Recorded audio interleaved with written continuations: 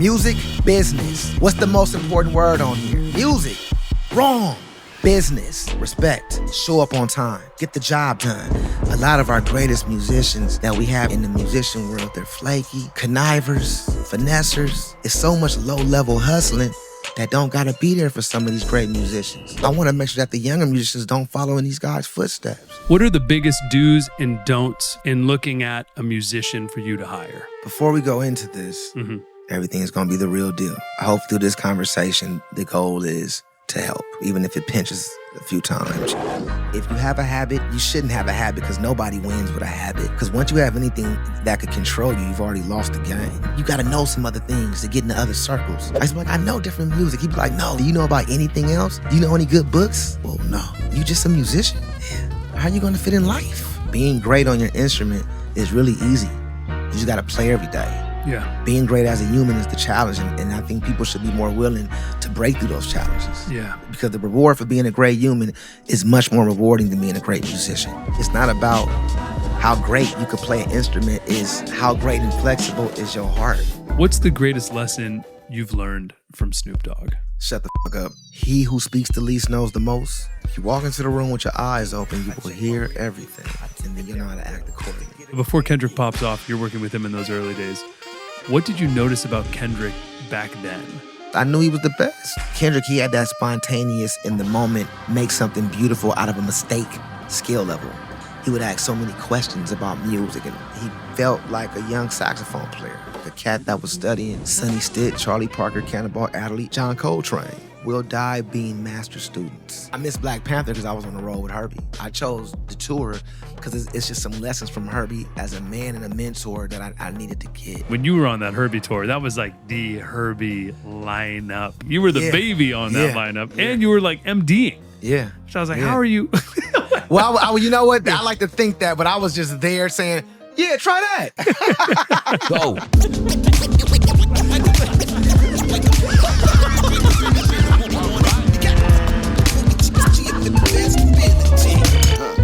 What is up, everybody? Welcome back to the show. We have yet another awesome guest for you this week. My brother, my dear friend, Mr. Terrace Martin.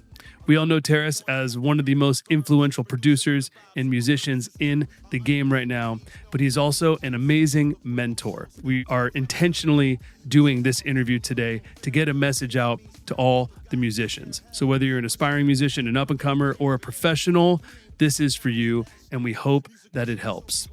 We feel that this is a great time to talk about what it takes to be a professional in today's world, the do's and don'ts to be a musician, producer, songwriter, whatever it may be, right? Because we cross a lot of paths all the time, and we're always like venting to each other about certain things that happen. So we do get a little heated in this conversation. It gets very passionate because we really, really care. And we're hoping that this is beneficial to you and you find some great education in this and it helps you on your path. And even if you're just a music lover, we hope you have fun with this one. Besides that, we also get into his long relationships and deep work with Kendrick Lamar, Herbie Hancock, and Snoop Dogg. We hope you're loving the pod. And one easy and free way that you can support us is just by subscribing to this video, liking it, and sharing with your music-loving friends. And especially for this one, please jump into the comments and let us know your thoughts with your takeaways and what you learned in this conversation. And if you'd really like to support us, we would greatly appreciate you subscribing to our Patreon, the Go Collective. We drop stuff on there every single week, content that exists only on that platform. You can also message with me, ask questions to the guests. There's a whole lot of features in there. So we'll put the link in the description below if you'd like to subscribe to and become a patron. We appreciate you. So without further ado, here is my conversation with the great Terrace Martin. Some people play shows. Some people change lives. Some chase the moment. Some learn to survive. Some think the gig is the place where they can shine, but the real ones know it's all about prioritizing time. This man's a whole movement, a sound, an art form. From Kendrick to Herbie, he's changed the platform. Jazz in the veins, hip-hop in the heart. He's been with Kamasi, Thunder, and Snoop from the start. Every movement he makes, he has real purpose and art in. Ladies and gentlemen, make a ton of noise for Terrace Martin. That is amazing. You're an MC. You're an MC. Welcome to the show, my bro. Man, great to be here, man. Man, good to see you. Better to see you. I see you a lot, though. That's true. Terrace and I FaceTime a lot. You know, we get it in the mornings. We talk. Yeah. We always talk. I feel like every time I call you or you call me, it always starts with you go like, "What are we doing, Elmo? What are we doing? Life is not guaranteed. What are we doing while we have these 24 hours in a day? What are we doing?" Absolutely, absolutely. I feel like we're always trying to push ourselves. Oh yeah. Make things bigger, make our careers bigger, make our lives bigger, make our sound bigger. Like always hip to always asking, who's hot, who's coming up, who's the next ones. Like always doing that. So I cherish our friendship and appreciate. I definitely cherish our friendship. It's not a lot of.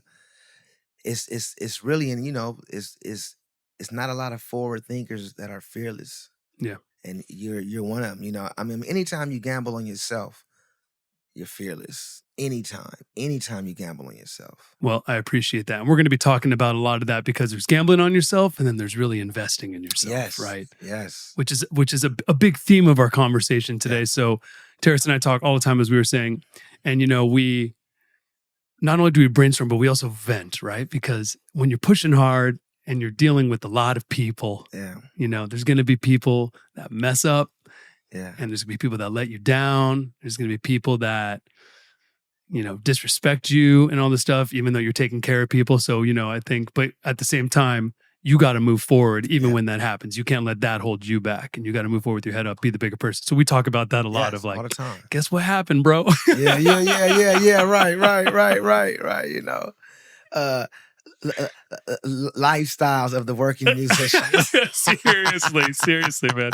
And well, before we get started, let me also just say congrats again on your 2 more Grammy nominations. It always feels good to be recognized. Me and my brother Kenyon Dixon. Yep. For our "Come As You Are" album, and We Measure. I think for best melodic rap, We Measure. So hey, we're going for the gold. It's a great album. And Thank you. Part of your proficient rollout of tons of music all the time. We got to keep going. Yes. We got to keep going. But for your consideration, we got Terrace and For Kenyon. your consideration. Let's go. Yeah. Well, really funny. So I woke up that morning to watch the Grammy nominations, right? I want to see, okay, who got nominations, whatever. I'm making my list of the homies. Whatever. Like 2 hours later, you and I are talking on the phone. We're like 20 minutes into the phone call.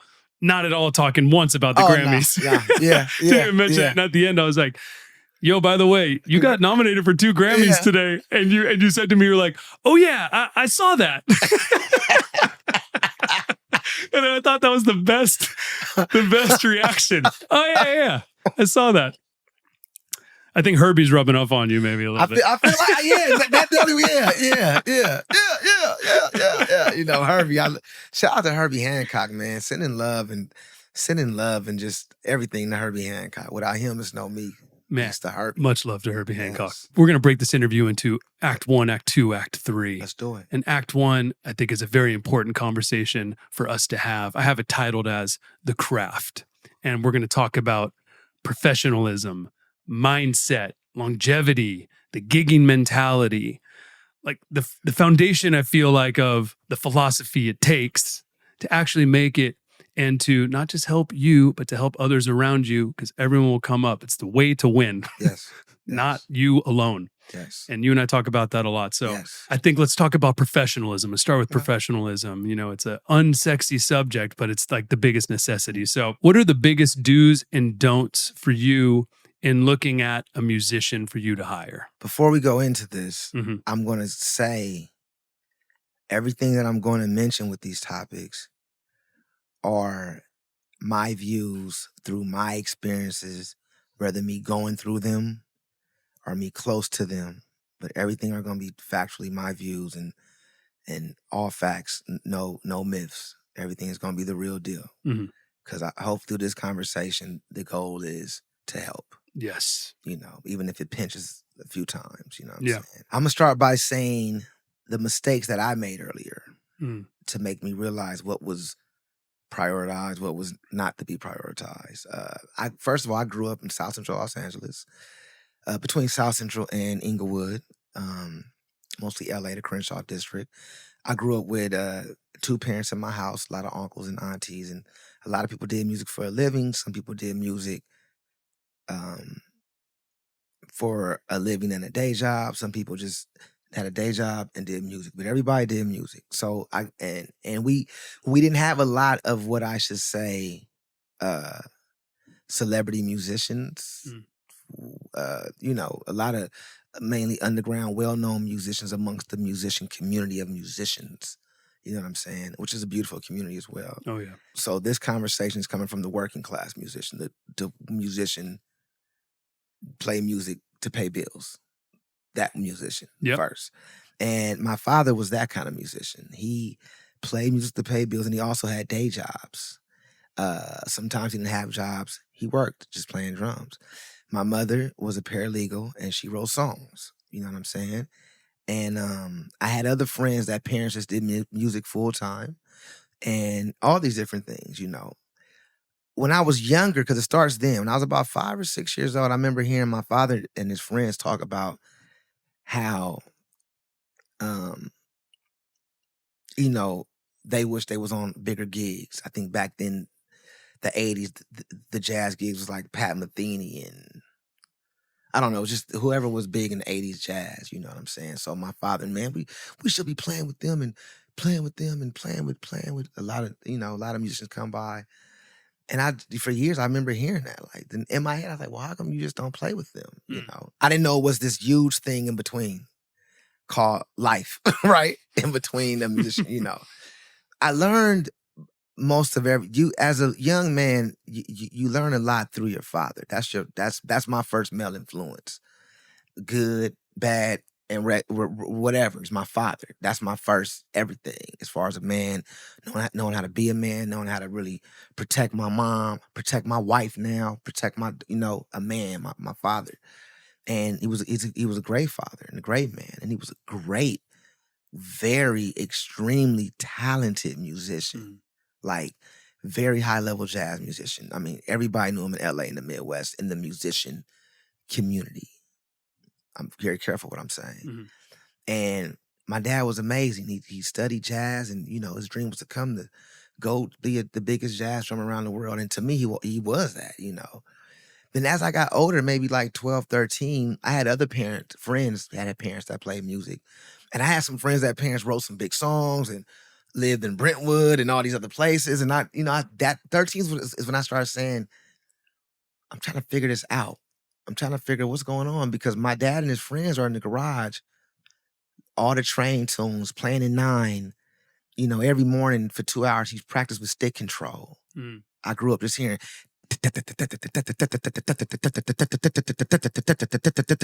my whole life. I just hear him growing and hearing them practice.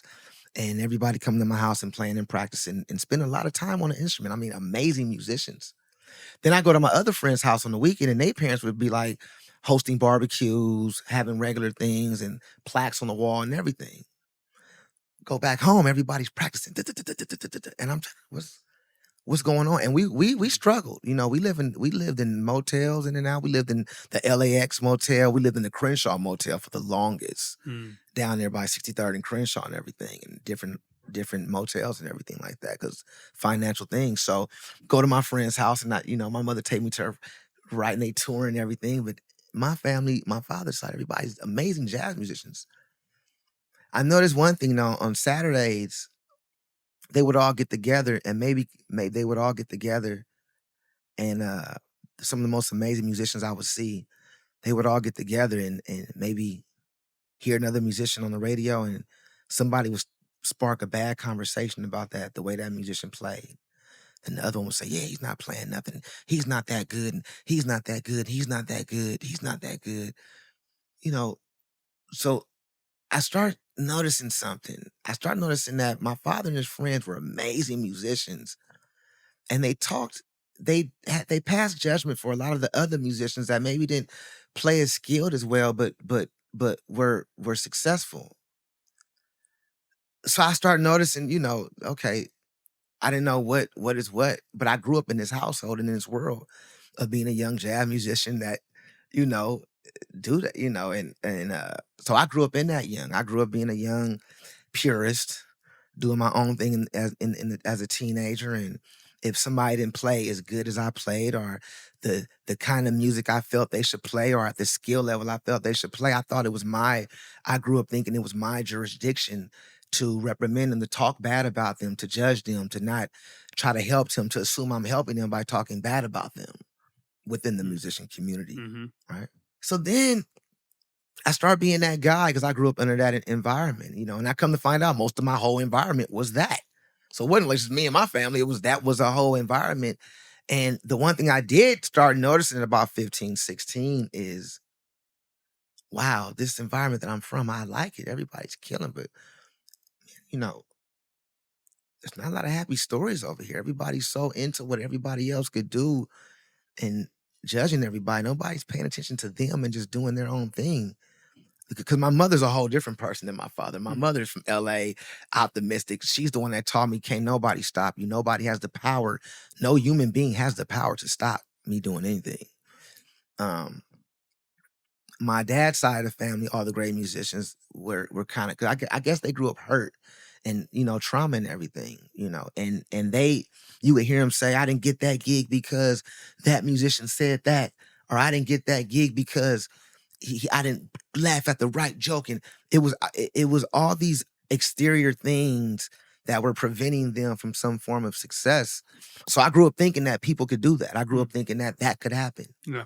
And I lived with that. And that made me a young, little bitter musician, And I grew up just around the world. Then I found out about 21, I started realizing, okay, this is kind of strange, because it's like all the great musicians that I was around were like gossiping so much about other musicians. I'm getting to a point with this.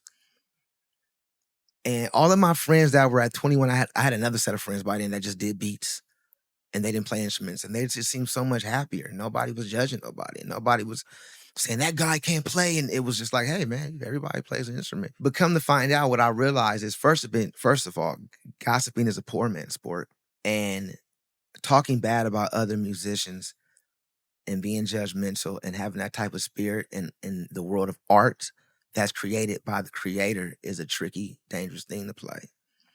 And most of the guys that are like that gossip or have those funny vibes on them with other artists, they're all, I know a lot of them, you know them too, they're like in unhappy places. Yeah.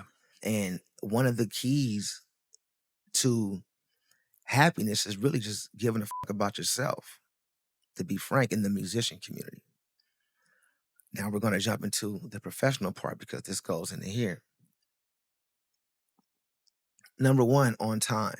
I remember young, man, my father, he was selective how he wanted to spend his time, practicing, listen to Coltrane, make me practice, listen to Coltrane, practice. He struggled with addiction, like a lot of us as artists and musicians.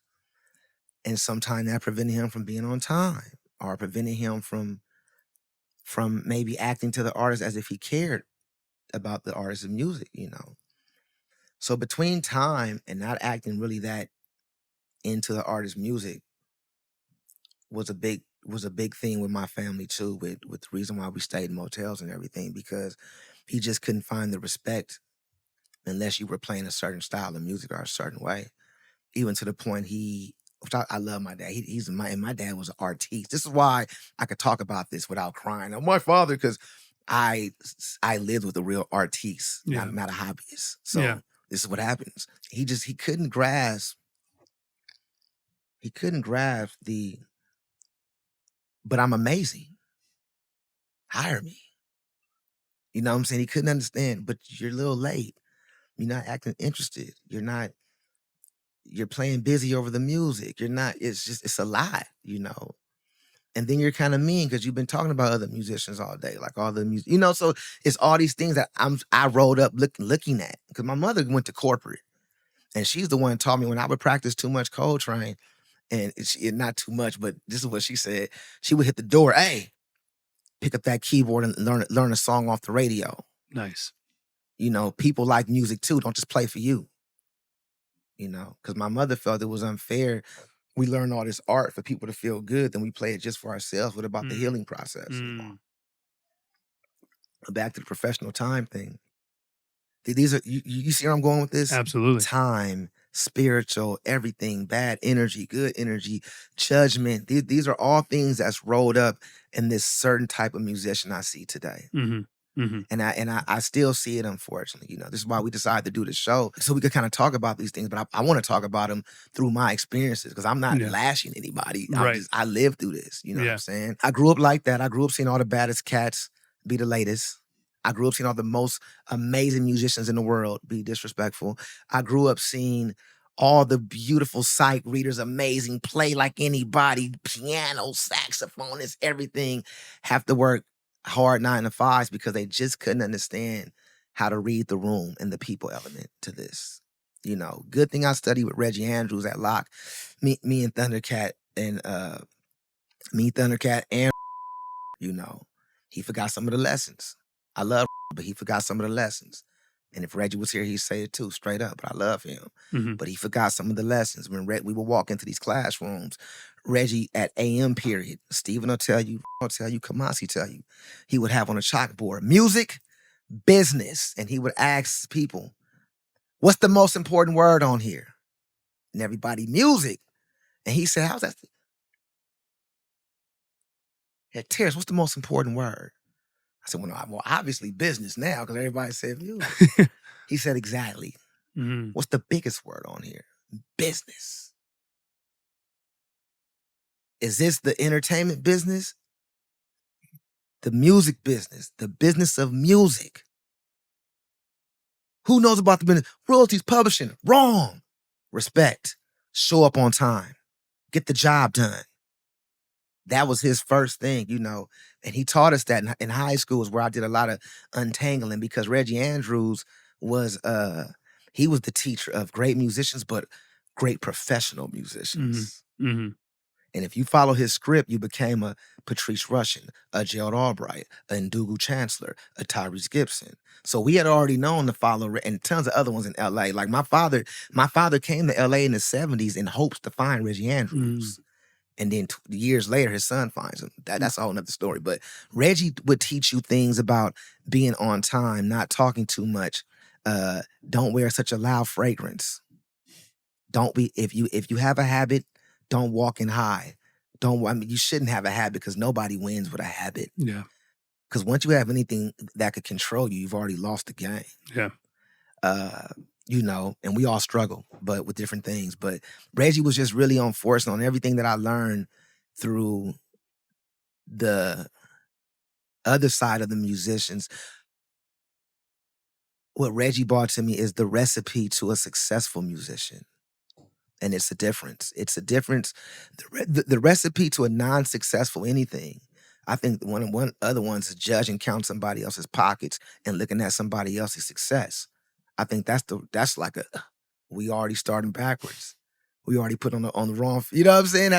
That's wrong. I think, you know, so I think when Reggie came with being a successful musician, these were the things I remember that was different. Remember I told you on Saturday mornings, the other parents that was writing songs, my mom and them knew they would be having barbecues and all these cool things on Saturdays. It wouldn't be, you know, through Reggie, I learned about the social and the politic. And first I used to be like, he's like, man, you know, Reggie would always try to tell you, you got to know some other things to get into other circles. I used to be like, I know different music. He'd be like, no, you know about politics? You don't got to agree with them, but do you know about anything else? Do you know any good books? Well, no. Do you know sports? Well, no. You just a musician? Yeah.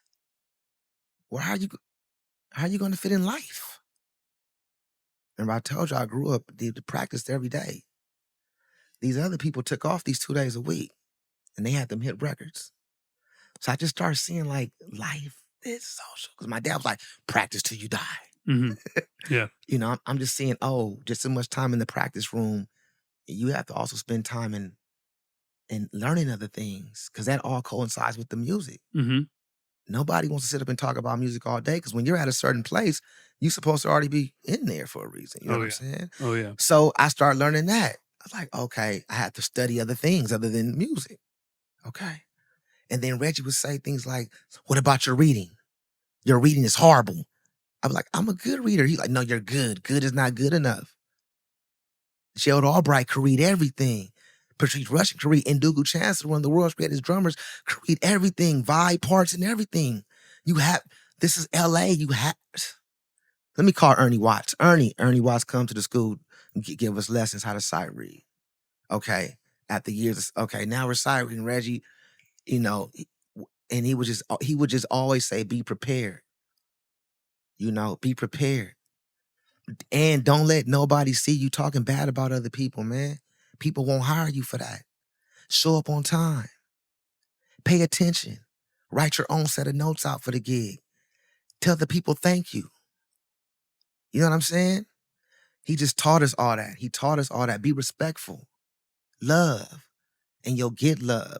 It's a song that the master teacher Herbie Hancock wrote called Actual Proof, which is a Buddhist proverb for actual proof. Let me break it down, which it basically means if I do good, I'm going to get good done to me. Actual proof. You know what I'm saying? So it's just actual proof, these certain things that really just work, and what I see now, those same things that I grew up with the bad habits, I see I wasn't the only one. It spread it so much, man. It spread it so much where it's like a lot of our greatest musicians that we have in the musician world, they're flaky, connivers, finessers. It's like, it's so much low-level hustling that don't got to be there for some of these great musicians. Yeah. And what I want to make sure that the younger musicians don't follow in these guys' footsteps. Yeah. I had a kid at 16, man. I had a kid at 16, so I didn't have time to talk bad about other music. I didn't have time to say who's better than me, because I wasn't the best musician. I was not the better. Zane Musa was the best saxophone player. Zane Musa, rest in peace. Zane Musa was the best saxophone player. As far as doing beats and production, I wasn't the best. It was a lot of guys back then. Mm-hmm. You know what I'm saying? Yeah. I was not the best. I mean, I just showed up. I just showed up on time. I showed up on time, and if I had a strong opinion, I knew that because of Reggie, strong opinions aren't successful when you're working for someone. Mm-hmm. So I knew to keep my strong opinions if I felt the way while I'm on a job as not a leader to myself. Yeah. And I didn't even care about those because I was just thankful people would just hire me. Yeah. I was very thankful for the music community because I was traumatized by growing up in a household, and not just a household with a bunch of amazing artists that wasn't happy. Yeah. I grew up with unhappy artists because whether they in the 70s, something bad got happened to them and financially, whatever like that, But if it wasn't for my mom, and I mean, I would not be able to see a clear way out because my mom had a people element, a human element that I feel is missing with musicians of today a lot right now is a human element. Mm-hmm. Being great on your instrument is really easy. You just got to play every day. Yeah. Being great as a human is the challenge. And I think people should be more willing to break through those challenges. Yeah. Because the reward for being a great human is much more rewarding than being a great musician. Absolutely. Being self-aware. For sure. Helps that. That was long. I know. You got to chop that up. No, it's good. It gives context to you. Everyone knows you because of Kendrick Lamar and Herbie and all the stuff, right? And your solo albums. But like to give context of your backstory growing up in the musical household of a musician, that's incredible, and trying to make it and maybe not having the right mindset. Because the mindset is everything, right? And you and I both hire a ton of musicians. Yeah. More than the average person, right? I'm gonna go to the further. What's this year? 25. I've been going hard with contractually hiring musicians for records on record since 1996, when I was in 10th, 11th grade. The first squad was me, Kamasi Washington, Isaac Smith, Ryan Porter, and we got turned on to the studio game by Marlon Williams. But it wasn't a West Coast record that come out of LA without seeing our names, Trevor Lawrence's name on the past 20 and on the charts as well. It's different. We're talking about the charts. So I've been doing it for a long time, and a lot of people have came through LA I've worked with, came back home. A lot of people from LA. they're successful. A lot of cats dealt with it great. A lot of cats didn't deal with it well. You know, when I think about it, you know, as far as my crew, it used to be like 20 of us back in the 90s, Yeah. early 2000s. But as far as people I could depend on, I could count who I could depend on to show up if I really have to get a record done. It's Kamasi Washington, Robert Glasper, Stephen Thundercat Bruner, Keon Harold. If I call right now, Yeah. be at the session. Let's get it done. We got blah, blah, blah. Kendrick need us. Somebody need us. Or I need y'all. Y'all need me. We understand the mission. I think there's like two main listeners that we're hoping hear this, right? Is number one, the people that we have stopped calling because of these issues, right? Because obviously the talent level is there, but there's so many, our list is growing too big of people that we can't call anymore because of all these reasons, right? We would love to have you back. You just got to get your shit together. So we're hoping that you hear this with love. Well, no, right? I don't even want them back though, because here's the thing. Here's the thing. Sure. Now at the age I'm at and everything, I'm really into the younger generation. And that's the second audience, right? Yeah. I'm really into giving these gems to some kids that could really, it's going to help them. Yes. You know, sometimes you'll hire certain cats and they'll act like they listening just to get the money, and it just won't. It's not the same feeling. You know, it's like me. I like to know when I'm giving up this game that most people got to go to Berkeley for, or USC for, or live forever for. I want to make sure that I'm pouring into somebody that could really use this, which is usually the youth. You know, young cats. You know, I feel like that's my whole new ministry is like young. Yes. You know, and to me, it's not about how great you could play an instrument. Is how great and flexible is your heart and your will to want to be a great person. Because if you on the road to just being a lovable person, just loving, we could get you great on the instrument. I got them same books my dad left me. You know what I'm saying? We got them same books. But as far as me looking at a musician because they're a great musician, I'm not impressed by a prodigy, a phenomenon. I'm not impressed by none of that. Yeah. Because the tricky thing is where we come from, you supposed to be a bad motherfucker at 15, 16. So now that that's out the way, what are you like off the instrument? Because that's what really matters to me. Yes. Because I've been seeing amazing musicians my whole life. I've been seeing cats way better than me. I used to get anxiety when I walk in here Zane Musa when I was 13. Like, I don't even want to play. I'm scared. I'm embarrassed. Up until 18, I used to be like, I'm embarrassed to play in front of Zane. He's that good. Yeah. I'm so embarrassed. But he used to be like, man, you was so encouraging. You got your own sound, man. People love your sound. And I was like, because I hold the notes a little longer than you, but they can grab them. But you know, but man, you know. So to the younger audience, who's the biggest part of this, and there's so many opportunities, right? I mean, there's not Terrace and I are just two people, but there's so many people, so many collaborators and everything. But I mean, but it's like the opportunity is there for you. As Terrace said, you got to be bad on your instrument, but it's not about who's the baddest, right? What can you bring to the project, right? Man.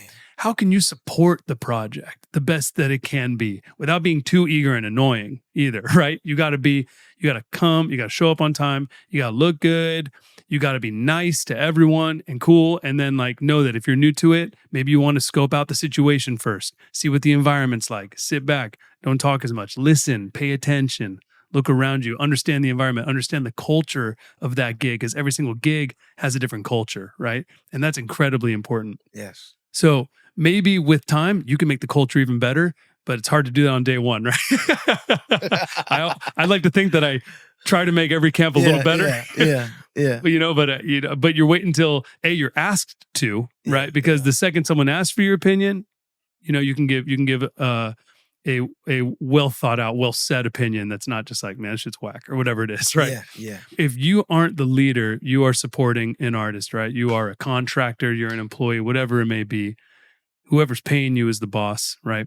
And you just got to support them and be the most positive, value-bringing person you can to a project. Now, what value-bringing means is different per project, right? Like I know with Terrace, right? With you and I, sometimes the value that I can bring it's not my chops, right? I'm like, oh, I could bring an opportunity into this. Like, what if we add this new creative element to it or this collaborator or something? So that's just like an example of how I can provide value. But you're going to have your own special things that make you valuable, right? But no matter what, you got to be just nice and cool and like fun to have around, because so much of it is the hang. Yeah. If you're on tour, it's 90% of it, right? And if you're making a record, it's like, how's the vibe in the room right now? You know, like, are we excited when you walk in the door? Are we like, hey, when's he getting here? When's she getting here? You know, like, or are we like what happens when you walk in? Are you a hurricane? Yeah, that's right. real. Because if you're not the artist can be the hurricane, right? They're allowed to be the hurricane. A lot of times they are. And if they aren't, and if they're a person that's a good leader that has their shit together, usually cares about others, usually then there's no hurricanes in the camp. 2 hurricanes together is too much. It's a lot.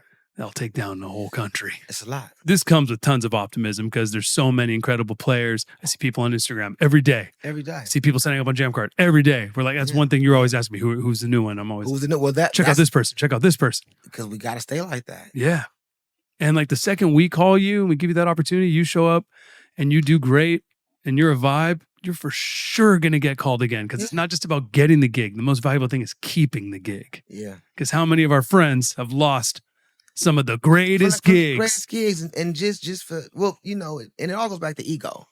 Yes. It all goes back to that evil gene that we all battle with, which is ego. You know, some people, and we all have it, but some people don't have it under control. Yes. You know, it took me years. I've lost jobs from an ego, and I've lost jobs, and years later figured out it was an ego because I thought it wasn't, but then it was an ego. Because the ego doesn't come in like this all the time. Yeah. Sometimes the ego comes in a very poor decision that you made based on how you feel without thinking about everyone else. Yeah. You know what I'm saying? So I've lost some very big situations in my life. Yeah. Because of the ego. And sometimes, like I say, sometimes I don't figure out the ego till 8 months later. Yeah, sure. Because I've lied to myself and said, no, it wasn't. It wasn't me. Because I grew up in that environment, that external environment. Yeah.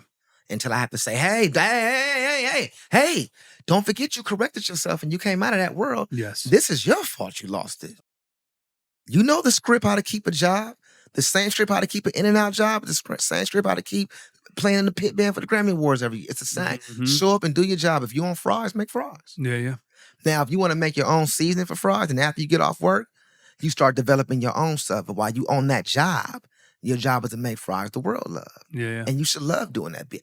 I still love being a serviceman. I don't do a lot. You know, every now and then, Adam Blackstone calls me. You know, God bless his heart. I love Adam. That's my friend, right? He calls me for these things I haven't done in 20 years. And I don't think he knows that he just calling because he loves and he plays. So because he has that intention and that heart, I do some of those gigs with him. Yeah. Because I love the heart and the intention. Yeah. You know, it's not about the gig sometimes, but it's about the relationship. Because if Adam believes in it, one day I'm going to want him to believe in something that I want to do. Sure. And he may be like, I don't do this. But for T, you know what I'm saying? Yeah, it's all absolutely. relationships, you know. Absolutely. It's all relationships. Oh, it's all relationships. It's all relationships. All relationships. That's it. That's it. You know, I want to go back to bringing something to the table. Yeah. Because it's not always music in the session you bring to the table. Yeah. It's a lot of sessions that I've been a part of. People pay me X amount of dollars a lot because I charge so much because it's so hard to get up out my house, bro. I love my home. I love my wife. I love my kids. And I love my food. I love everything about my house. And I'm paying so much damn money, I don't want to leave. You know what I'm saying? And you got your studio at your house. Yeah, I got my studio. Right. So when I leave, it's a big deal, you know, and I charge for that. But sometimes I charge my full rate and not being able to produce some songs in a couple of days. And I've been like, oh man, it's cool for ha he with the artist, but the admin, the label. Okay. You need to bake cookies and enchiladas. You have bake the admin a pan of enchiladas. Just say, I was done about you. And I would bake enchiladas or I would bake cookies for admins and ARs. because I knew I needed a certain amount of time to work and I didn't want them to judge me. So right when they brain thought about judging me, I want them, Terrace, you know that the studio's $3,000 a day. Terrace is $20,000 a day. We don't have no record. He's gonna do it. Look, he made the enchiladas, man. He made the cookies. He told great jokes. Give him a day. And I always come through, you know, but that's bringing something to the room. Sometimes I don't bring music to the room. Sometimes I bring energy. Right. Sometimes I bring a laugh. Sometimes I bring an opinion when they ask me, when they ask, you know, hey, what do you feel about this? And when somebody says, what do you feel about this? Don't think they want the truth like you want to give it to them. You got to know. You got to be able to read that situation. Quick. Yeah. I've just seen so many people. Somebody recently, I was in negotiations with a young producer and they just didn't read the room. They were saying all the wrong shit, right? Anyway, I did end up doing a deal. I don't want to work with the producer again. It's easy. Great. Good luck. Because we all need luck. Let's all have luck together. This won't work with us, right? And I was just thinking, like, he's not reading the room. He doesn't have the upper hand in this negotiation. And he keeps nailing this point that's making them go lower and lower and lower. You know what I'm saying? Absolutely. It was an interesting thing, man. Where was we at? Why did I talk about that? You're leading me somewhere that I want to get to, which is I want to get to negotiating. Okay. Well, yeah, let's just go there because I just thought about that producer because I heard. Well, you're talking about bringing value. Oh, bringing value. So here it is. We're negotiating because I like this music. And while I'm negotiating, I got to think about, other than music, what value is this bringing? Because if it's just music, I could do music. I'm a true 100%er. I could do the music. I could do the beat. I could play the music. I could write it out. I could write the song. I could do the music, right? So what else? Usually what I'm looking for other than music is energy, ideas. Even if they're horrible, if you got a lot of them, one's going to be good. So when somebody's negotiating back and forth, my head is going through as I'm saying, how much time are you spending on this negotiation? Is this worth this amount of time? If this is an hour, because you could write a song for an hour and it could possibly save everybody's life. Yep. So what's going on? And I went a little over than an hour. When I went over than an hour, the way I'm negotiating, he just revealed everything to me. He revealed why this is going to be problematic in the future. He revealed the things he wanted me to give him is just doesn't work like. And it was just bad negotiations. It's kind of like he asked Chat before he came in. Sure. You know, Chat can't negotiate for you. He cannot. Chat can't with me on a negotiation for sure. Promise that. I come from Snoop Dogg. You know what I'm saying? Straight up. You know what I'm saying? There's no market rate for that. Oh my God. No. Yeah, so a lot of times I see so many musicians and artists, going back to my father and his friends, they used to do this. They used to negotiate for the things they felt that mattered, but really didn't matter to the grand scheme of things. They were so thinking about temporary things, they didn't think about the long term, which put us in a bad place a lot of times. Yep. Fast forward to me being the guy that people negotiate with, I see these things. And I tell them, man, I shouldn't be saying it, but it don't work like that, brother. Yep. And let's just do it like this. And you know what I'm saying? And I see so many, I see it, man. I see bad. We need to have a negotiation school. Yeah, we should have a negotiation school. Yeah, because Berkeley ain't gonna teach you that, because most of the teachers there ain't never done no deal other than getting a job at Berkeley. True. And once the curriculum is written, everything changes. Not just Berkeley though, because I got friends that we love Berkeley. We love Berkeley. USC, all of them. Everybody in the music department. Most of the music departments are filled with people that have not been in the real field of the music business and that aren't relevant and can give any real factual life things. They could study what we did and tell y'all, or they could say what they did. But I'm just saying, like, it needs to be a separate, after music school, it needs to be life school for artists that want to do it for a living. 100%. And I think I'm going to do this, and you should do it with me also. Like, we should do it together, because, I mean, Elmo always does that shit. He just put the deal together that fast in the middle of the podcast. You said on the pod. We're shaking. Well, we've negotiated, but I've negotiated on both sides of Terrace. I've been I've negotiated on both sides. I've gone like against you and I've gone with you.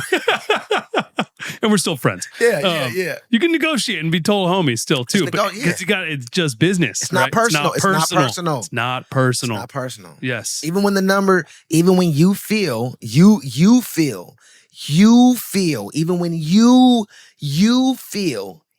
when you feel that the number is undervaluing you. Nobody is sitting at home saying, you, your parents, your kids, here's this low number. Nobody's doing that. So don't take it personal. Just talk about another number. It's not personal. Negotiations is not personal. Unless we're dealing with the mob and kids getting kidnapped and wives getting hurt and shit like that, it's not personal. And especially if you haven't said your number yet, right? Because it's like, who's offering the first number, right? So that's a big part of negotiation. The first rule of a negotiation is whoever says the number first loses, right? So I shouldn't say that out loud. Well, that's someone that negotiates. Actually, that's free game. That's the second rule. What's the first rule? The first rule is be willing to walk away. Got to be willing to walk away. Absolutely. Because then you actually have power and leverage, right? Got to be willing to walk away. But don't play yourself. Don't do the walk away game and you don't really mean it. Right. And then call back and say, hey, I walked back. Once again, this all goes back to reading the room and understanding who you're negotiating with, right? Are you negotiating with someone you've never met before? You have no idea who they are. Are you negotiating with someone that you've worked with before? You know that they got your back, or you've worked with before and you know that they lowball. Like, what is the situation that you're walking into, right? You got to be malleable with this. The smarter you can be on this, the better you're going to be at negotiating, right? You got to know your worth, but no one has just like a plain rate, right? Like that doesn't exist. Even if they say, oh yeah, I'm $100K minimum, whatever it is, or $1K minimum, or $100, whatever it is. No, that's not actually the truth, right? Yeah. Because there's so many variables that go into it. How bad do you want to do it? Maybe it's something you really want to do. Yeah. Like, and I know as being someone who hires a lot of people, sometimes I have the bag and I can call Terrace and be like, yo, I got a money one for you. Here you go. I got this. You're going to be happy. Or sometimes it makes sense without that. Or sometimes I'm like, yo, first of all, I know this is less than your rate or less than what you want. Here's why I think you should do it. These other reasons, right? Or else I wouldn't even bring it to you. Exactly. Right? Exactly. Now, of course, I'm going to treat Terrace Martin different than I'm going to treat like new drummer that hasn't toured yet, right? And a lot of the time I always try to educate the drummer first too. Like I'll let them know, hey, this is a market rate. This is a market rate for this gig. I got you market rate. This is actually a little bit under market rate because this artist is this, and this, but it's a good rate. I think if you do good, I can get you after. Or this one's above market rate. Trust me, take this, right? Whatever it may be. But you gotta know, once again, don't take it personally. Know your worth. See what the value is in it. If there's value outside of it, maybe Terrace or the Terrace equivalent has a little bit less money, but you're like, I want this on my resume. I want to show this guy. I want to be a long-term partner with this guy. And if I come in for this gig, which is less than I want, I can show him that I'm the best and he or she is going to love me and they're going to hire me forever and give me what I'm truly worth. Because maybe they don't see what I'm fully worth yet. Because young artist hiring young musician for a young tour, first tour, they don't even understand that yet. But then watch, like the amount of times I've seen a young musician get on with a young artist that ends up becoming Billie Eilish or whoever, right? And then you build that family with them because you've provided your value, your trust, your everything. That's invaluable, right? But if you're being an asshole or whatever it is, second, you got ego. Second, a lot of the times there's these new artists and they got signed or maybe they have a new following and maybe you're even more established as the musician, right? But you can't walk in and be like, I've toured, I've done 50 tours. This is your first tour.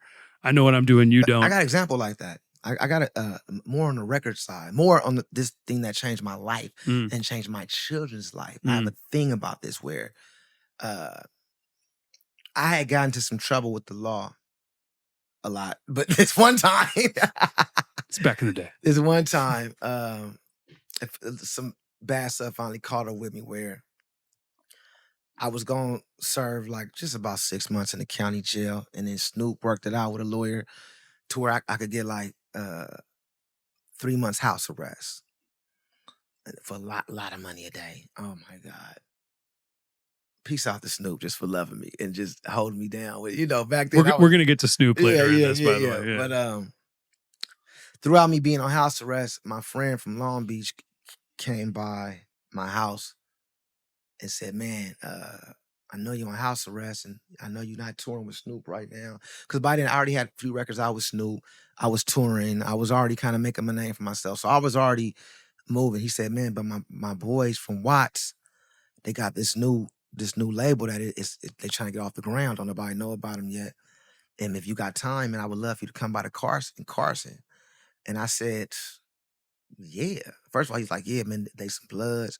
You know what I'm saying? The dude, you know, he out the Nickerson Gardens. I say that because I grew up in a Crip area to where, and where I'm from and where we from, you got to disclose that because it's going into a whole other environment. That's a whole other thing, mental, that you got to, I think that's why I learned how to read the room early too, because I grew up in a different environment that wasn't all musicians all the time. Yeah. Straight up. You joke the wrong way, you could die. You know, you got the wrong kind of ego, you ain't making out the spot, you know. But I said, yeah, man, I'll go. I ain't doing that. I'm doing beats all day. I'm on house arrest looking at my mama all day. You know what I'm saying? You know, Snoop is on the road. They on the road. I'm looking at they all on tour. This is like right before Drop It Like It's Hot came out. So whatever year that was. And I said, well, for me to be able to leave, whoever it is, they got to sign me out. He said, I'll tell him to sign you out. The dude signed me out. I saw the name on the fax. It said, Dude Dog. So I went to the Carson house. When I walked in, the Carson studio from this, it wasn't talking about no money. I was already with Snoop at the time. Boom, boom. This is a whole new crew. No money's involved. Nobody know about nothing. My only expectation is to see something new. And when I walked into the studio, it was Punch, Top Dog, Kendrick, and J-Rock in that studio. It was that. Kendrick wasn't even there. It was J-Rock there that day. And it was that. And the next day, Kendrick was there. And I never stopped going to that studio. And it wasn't about no money. I never asked for no money. I never asked for no money back then. And I was broke because I was off the road. But I just knew the music we was doing would go somewhere. I believed in Kendrick. I believed in J-Rock. I believed in Punch. I believed in Dave. I believed in Top. I believed in them dudes. And they was, at that time, they wasn't even in the game. I was fully in the game. Yeah. You feel me? I mean, but I respected Top because I respect street heroes too. And at that particular time, before he's the iconic mastermind he is now, that I still look up to him, he was still always a big homie and a mentor that I had respect. I valued him. Yes. I value him because I heard he had game to give. I value Punch because they had game to give, not because what they could give me money wise. You know what I'm saying? And I stayed down with them. I stayed down, and I stayed down not because of one day getting some money. I stayed down because I love these dudes. I stayed down because socially it just mixed.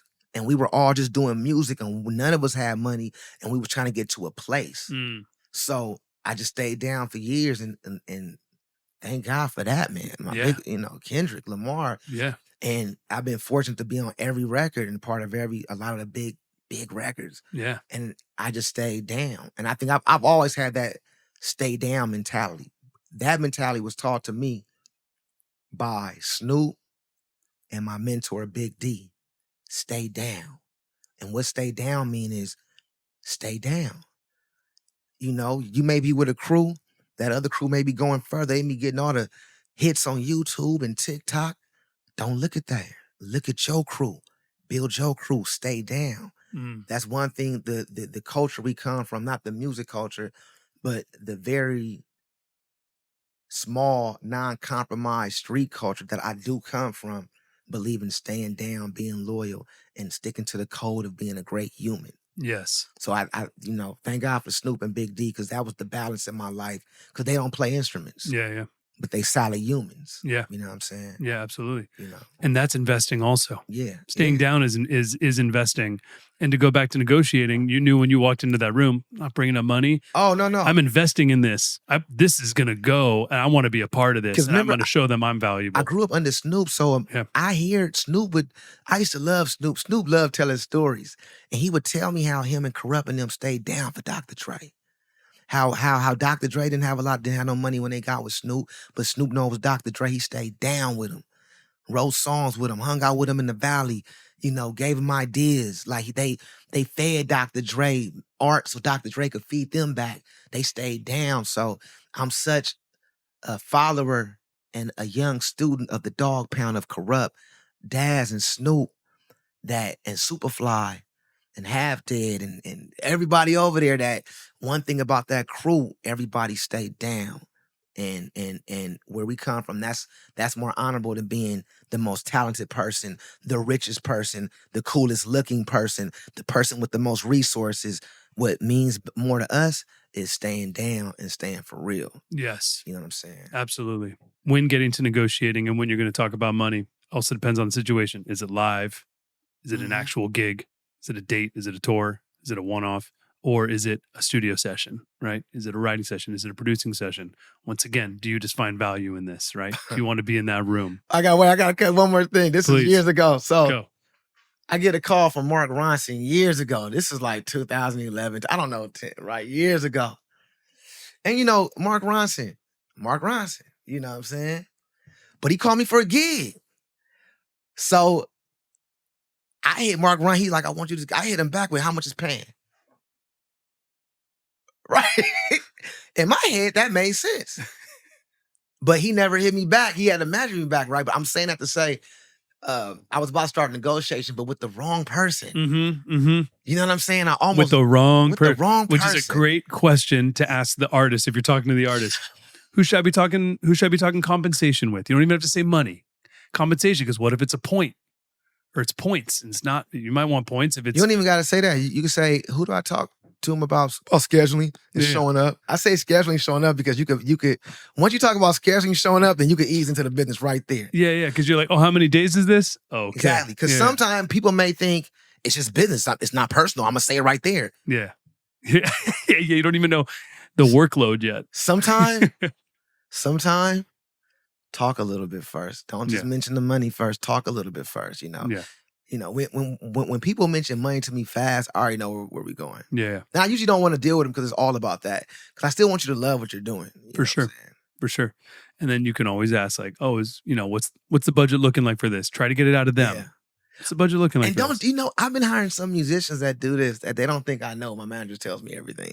But after the gig is over, they'll do some weird renegotiating. Yo, this is where I'm getting to of what not to do. Hey, I didn't know the rehearsal. No, we told you everything, but I put an extra 3 minutes in. I think I need another. It's like, bro, 3 minutes. It's like, but anyway, it makes me not call them ever again because it's like you should have been straight up with the whole. I told you everything. Yes, you know everything. Like that's when not to negotiate. I hate negotiation. Day of after is even worse. Look. If you got a gig, right? You got the gig already. First of all, 90% sure you've already been told what the compensation is, right? And if not, you should have asked before you show up to the gig. Unless, once again, it's a writing session, it's a producing session. You want to just be a part of it. You're not even expecting financial compensation of money right now. If you're expecting money right now and everything, that should have already been talked. So when that is talked, that's your time to negotiate. And do it when that window is open. When the window is open, you talk all negotiation. You get it to where it's done. It is buttoned up and done. Yes. That's it.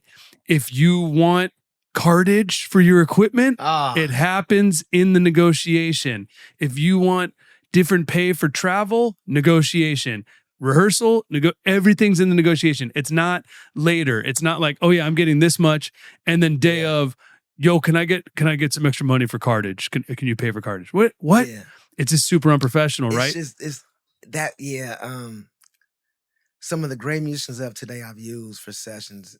The great live musicians are a bit different than my studio guys. Of course. My studio guys, they get it. You know, it's a different culture and it's a different way of payment also. Yeah. But the guys that do live for a living, and I guess maybe it's hard out there. Maybe everybody's trying to cut everybody, but man, it's so fierce as they go so hard on low-level negotiations. Which brings us to our next chapter. Let's go. The gigging mentality. Oh my God. First of all, once again, I'm a child that grew up in this. Yeah. And I was this.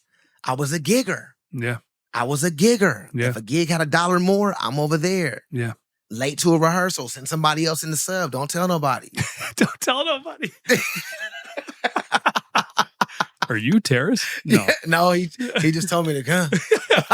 No, Terrace sent me. Yeah. But sometimes, back then, who I would send to gigs and not tell him, it was like sessions. It'd be like RANCE. Yeah. Kamasi. Yeah. You know what I'm saying? Your subs. Yeah. RANCE first session, I don't know who, I think it was a Keith Murray, his first session in high school. They wanted me to do this so bad, right? But I wanted to do this other session that I thought was thought. thought was pain. Was pain more. I thought it was pain. And I said, Lawrence, go do this session with Keith Murray. I don't know, man. Go. And he did the session and built a whole relationship with people he still works with to this day. The cats I did the session with, I think they went to jail that night. You know, but that's one of those bad. I didn't read the room. You know what I'm saying? I didn't read the room. I should have sent Lawrence to the other session. Yeah. You know, hey, you can make some wrong decisions. We can make it's all good. We can make some wrong decisions. You're gonna make them, and that's okay. And messing up's okay. Just don't do it again. Now my mess ups transferred to now. I used to have such a strong, compassionate heart, and I still do for my friends. So sometimes I hire a lot of my friends just because they're my friends. You know what I'm saying? But man, it hurts more when it's friends. It definitely hurts more when it's friends. Just because you're just disappointed, just like, oh, it hurts, dude. What are you doing? What are you doing? Don't do this right now. You know. We're trying not to name names. Yo, hold up. Shout out to Dr. Dre. I was battling with something. I'm not going to go too much into it, but Dr. Dre is a huge mentor of mine. So a couple of months ago, I saw him at the Blue Note. And he said, man, call me tomorrow. I'm ready to talk to you. And I called him the next day. And out the blue, it was a conversation. It was harsh, but I needed to hear it. The conversation was about bravery. Bravery. And if you know Dr. Dre is like, he's very black and white, no gray area. You know, he has all these sayings, you know, when the bullshit outweighs the talent. It's not, you know, and he's a very, like, you late to him. You know what I'm saying? But the conversation was about bravery. And the more I think about that talk he had with me, I think that's an issue for all of us, is bravery. You know, it was a thing to where it's just telling people, no, I'm not fucking with you is more helpful than what we think. You know, and I think that's been an issue with all our community because we know how each other struggle. We come up, so we give each other a chance, but it'll help us more if people just know, no, I'm not fucking with you. I'm not hiring you. I'm not explaining why. Next. And it'll shape things up. I think we all have a sense of compassion for the musician world because they're artists. We love them, whether they show up late. I just did a gig at the Blue Note. The keyboard player walked in late to sound check. He didn't even come to rehearsal. The drummer is texting while on stage. I just hired him because they're my friends. It ain't because I can't hire the best musicians in the world. You know what I'm saying? But bravery. I should have told him I'm not fucking with y'all. Get off the stage and play a play-along record. Yeah. Yeah. But all jokes aside, I think we need to start as elders and people that are leaders that are helping people need to start letting people know I'm not fucking with you. We gonna fuck with those that got it. Yeah. You know, because we got inspired. We got to make sure that people come up right. It needs to be some form of discipline. It's no form of discipline. That's why it's so much suffering financially, everything. Yeah. It's so much suffering going. It breaks my heart to see. I grew up in a suffering musician, drug addict household. So It breaks my heart when I see the talented, great musician struggling. Yeah. Whether it's financial, whether it's through addiction. And it's like, you know, when I hear a musician that's really struggling financial, if it's no wife, no kids involved, no taking care of nothing, I could kind of lead it to a few things. That's another podcast. But I think that's what it is. I think we have to stop bullshitting because we've been bullshitting. Sure. That's why we get bothered because we allow shit in. But I think about Dr. Dre so much because Doc don't allow bullshit in. Right. You know what I'm saying? I know him. He just doesn't. Like, even when you go see him, it's fun, but it reminds me, it's the same respect I have for Reggie Andrews. I don't want to joke the same. I want to receive all the knowledge Dre could give me. I want to make sure I give him my best. It's the highest level of art and making things because you want to not only impress him, but you want to impress the art because he has a gift of his art impresses the world. Mm. So it's all these layers. You know what I'm saying? It's all these layers, man. But I think we have to get to that level, even for me, for you, for other elders that are listening to this, our other big bros, or other homies, or other MDs. We have to start being more for real. I think we've been a part of the problem with our community by letting everybody get a pass. You know, not saying I'm a god, I'm a gatekeeper, because I'm none of that, but I got a few more gigs than you got. Mm. You know what I'm saying? And my thing is, in the musician community, let's not play a game. Let's get this work so we could pay these bills. We could live good. We could eat healthy. We could work out. We could walk. We could drink spring water. Yeah. it all goes to life. You know what I'm saying? Absolutely. It just goes to life. But I think we have a responsibility of being more black and white than we ever had now, because times are crazy. You see what's going on with the world, with the White House, and old boy over there and old boys over there. Everybody's fighting and all this, and you got all these things over here. Everybody's fighting. So we need to put together real soldiers. And if you go to the Marines, most of my family was in the Marines, they don't let Marines have big ass bellies and be out of shape. Sure. They don't let Marines talk back and talk out of pocket. A Marine can't be late because they got to save the country. Yeah, absolutely. What do you think a musician is? We are saver. We save everything. Yeah. So we need to be a little bit more militant with ourselves, and we on that. That's going back to Snoop, and he had that to him. He has a militant thing to his crew. That's for real, because we want to win. Part of that is us just being honest right now and saying like, yo, here's what we don't want to see. Here's what we do want to see for us personally. Yeah. If you disagree with us, you disagree with us. But for you and I and our camps and our crews, that's it. Yo, like we want new people also. Yeah. We're revolving doors. So here's what it takes. Yeah. And if you're pleasing the people that are hiring you, you're going to keep getting hired. And I think so much of that also goes right back to the gigging mentality that we were talking about before, which also goes to investing, right? Because you want to be a giver on a gig. You do not want to be a gigger, right? Like you want to give to the gig. You want to give the best version of yourself. You want to help the artist as much as you can, whether it's a session, a recording session, whether it's a live date, whatever it may be. And in doing that, you're thinking long-term, like that's the investment, right? Like, because how many people, I think this gigging mentality, right? Like you were saying, it's hard out there. A lot of people are struggling, right? It's hard. But that's a lot of the people with the same mindset. Yeah. Now, I'm not saying, of course, there's people that have a great mindset that are struggling, of course, right? Mm-hmm. But if you are with that other mindset, right, there's a way out of this, because when you're thinking long-term and you're thinking investment into that, like I will hire you forever for that gig, right? Like whatever it may be, like it helps us. Yeah. To have someone we can always first call, rely on, like you mentioned your short list of 4 names. Yeah. Are all 4 of them doing really well? First of all, they all have very clear grown adult business communication. Exactly. They're very clear, and that's a big thing. Like I noticed with a lot of these guys that go through a lot of the financial things in the musician world, I'm telling you, it's a lot of things. Yeah. That communication is horrible. And you're constantly getting fired. Oh man, you're constantly you need new gigs because your retention is so low. You could be on the biggest gig. We have friends, huge gig, not on that gig anymore. Gigs.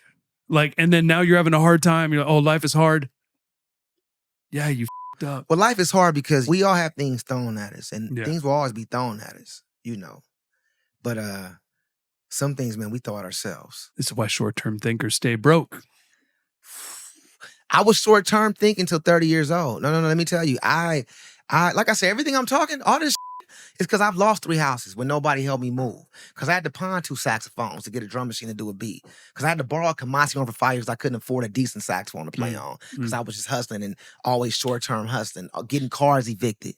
I suffered so much in my 20s, still being a great musician, but suffered so much by just not respecting the business of music. And reading the room falls under the business of music. Communication falls, trust.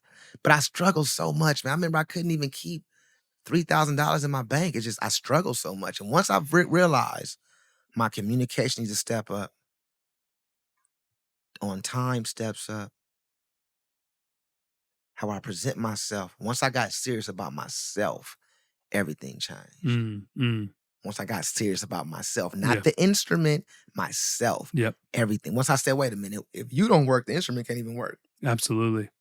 So you got to figure out something because you're broke, bro. Yep. You're broke as I know you're the guy. People love you. Yeah. But when you go and look in that mirror and your Uber Eats keep getting declined for a burger, the truth is, you know the truth. And it's not about money, but being broke is a curse. And most of us cause that own curse on us in the musician world. Find yourself a mentor if you don't have one. And also if you should be mentoring somebody. There's always someone below you. You should be helping somebody always at all times. At least one person. If you don't, it's a red flag.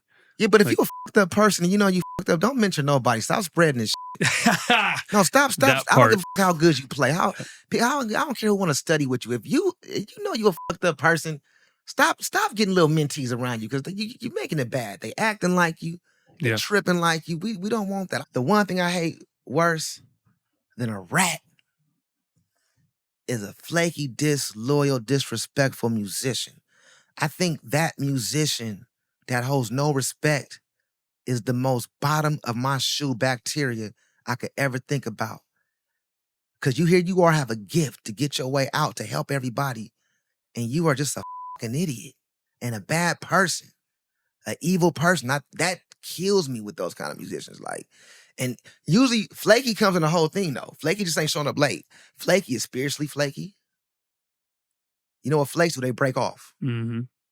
Broke. It all coincides. Mm-hmm. Mm-hmm. You know, that's the worst thing because I know so many people that could use that gift and soar. And here you are, you got it bull with it. You waste the breath to me. Yeah. That's intense, but I mean, but to look at the positive side of this, right? The positive side of this, let's talk about, I mean, here's where you're a great example.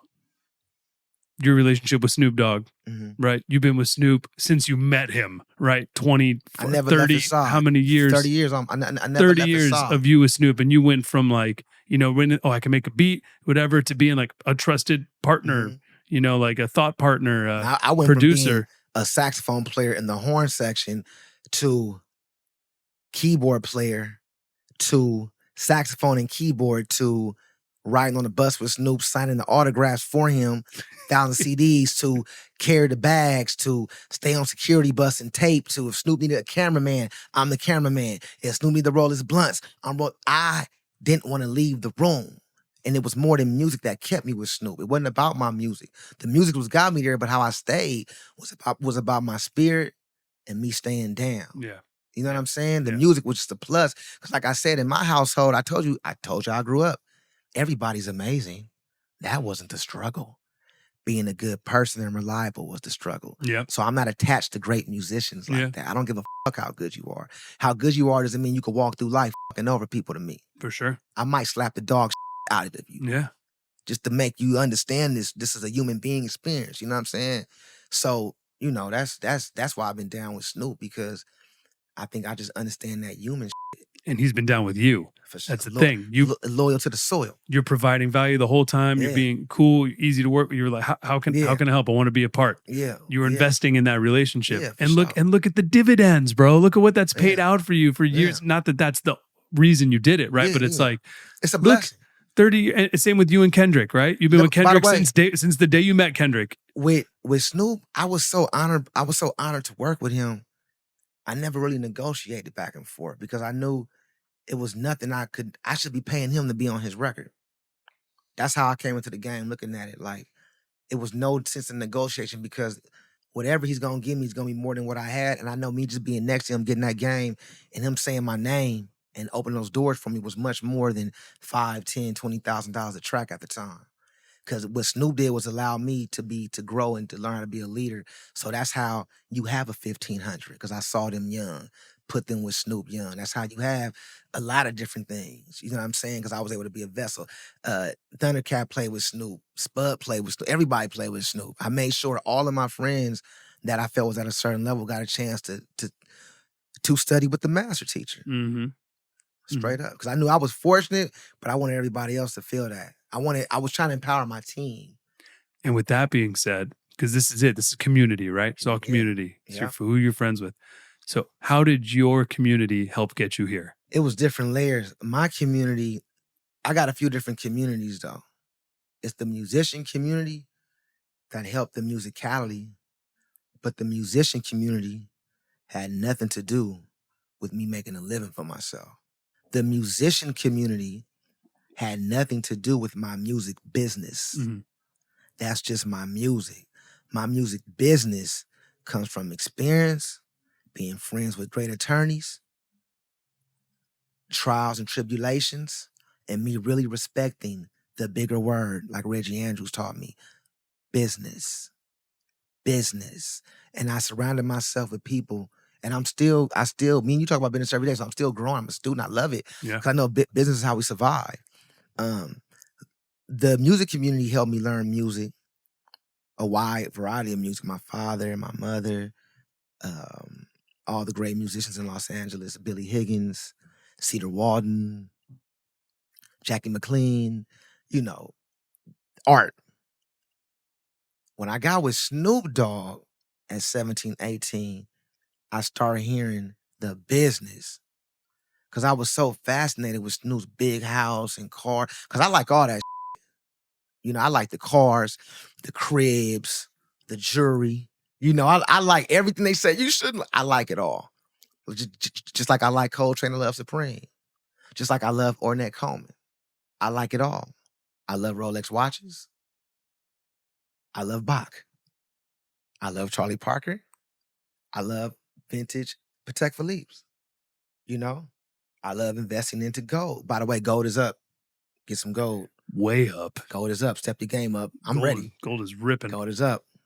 Gold watches are included in that, by the way. Oh, yeah. I was, you know, I have a watch collection, but I was thinking about this one right here. When gold went up, you know, it's crazy because now I look at this watch, it's Daytona. I look at this like, so now, you know, being that gold is up, the bracelet is a whole nother value. Yep. And the watch is a whole nother value. You know, that's 2 investments. That's 2 apartment buildings. 100%. You know? Yeah. That retains. It has nothing to do with music. Look, but anyway, we love watches, but we cannot say that, you know, watches are, you buy a watch because you just want to own it forever, not to flip it. You want to own it forever and give it to your kids. Well, yeah, that's the goal. But you always can. It is a store of value, especially when it's a gold Rolex Daytona. You're right. But I'm gonna say this. I believe in. I'm gonna help some musicians out. Yeah.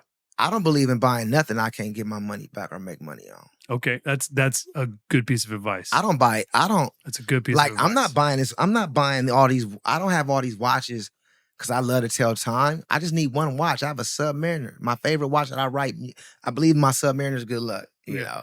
But it's a Submariner. It's an old Submariner. It's probably a $9,000 watch, right? More than that if it's an old Submariner, but still. Price, yeah, I don't know. But I'm saying like, right? But I'm saying maybe like. when you got it new years ago. Yeah. It's probably 20 now. My thought of getting that watch was I do love the watch. But investment-wise, I play music for a living. I have to have a few other investments going on. Yeah. I have real estate. I have gold. I have a few things going on. So it's like I look at everything as a way. My music is my music, but I love making a good deal. I love making one thing be that much and me end up getting that much. I love the same way I used to love transcribing the Cannonball solo. I love making a good deal because then I know, wow, this is for my children in the future. Yeah. Wow, we have another step closer to this thing I'm trying to have for my generational wealth. Oh yeah. Now music is my tool for that, but music is not my life. Yeah. Music is something that I do. I'm a son first, a father, a husband. I'm all these other things that I have to pay attention to. Yeah. So going back to a watch, when I buy a watch like that, I can wear it, I can love it, but the truth is I'm renting it. Yeah. Yep. I'm renting it. A good quote that Rance said to me on this podcast when Rance was on, because you know Rance with his jewelry. he said, you know, when he walks into a business room and he's got that watch on, people treat him differently. Mm-hmm. You know, because if not, he might just be a musician. He might just be a whatever. True. But the second he wears that watch, and that really resonated with me of another reason why a watch can be a good investment. Yeah, this is not financial advice. When Rand walks into a room, his watch has so many diamonds. Yeah, I gotta do this for Rand's diamonds. All these flawless. He has diamonds all over the place.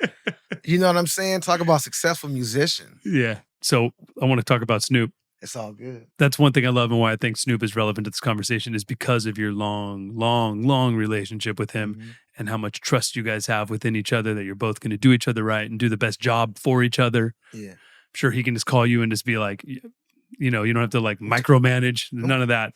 When we FaceTime every day, if not every other day. I love that. About ideas. And you know, it's so great. So you were playing with him. So in 2010, the big Snoop Dogg and DJ drama present Terrace Martin. Oh, yeah. Yo, if you're a Terrace Martin fan and you haven't heard this, go back. It's the very first thing on your Spotify. So it is on Spotify. Wow. Yeah. Okay. It's the very first record of yours on Spotify. Okay. And it starts with, first of all, a Terrace Martin beat that still sounds so much like you, bro. Even though it's 2010, it's so the Terrace Martin sound. Early. Even though it's so much 15 years ago, right? Yep. But it's like you could drop that record today and it would sound like you. Yep. And then, of course, and it's big Snoop Dogg narrating the intro. That intro track is so sick. Gives you a big shout out.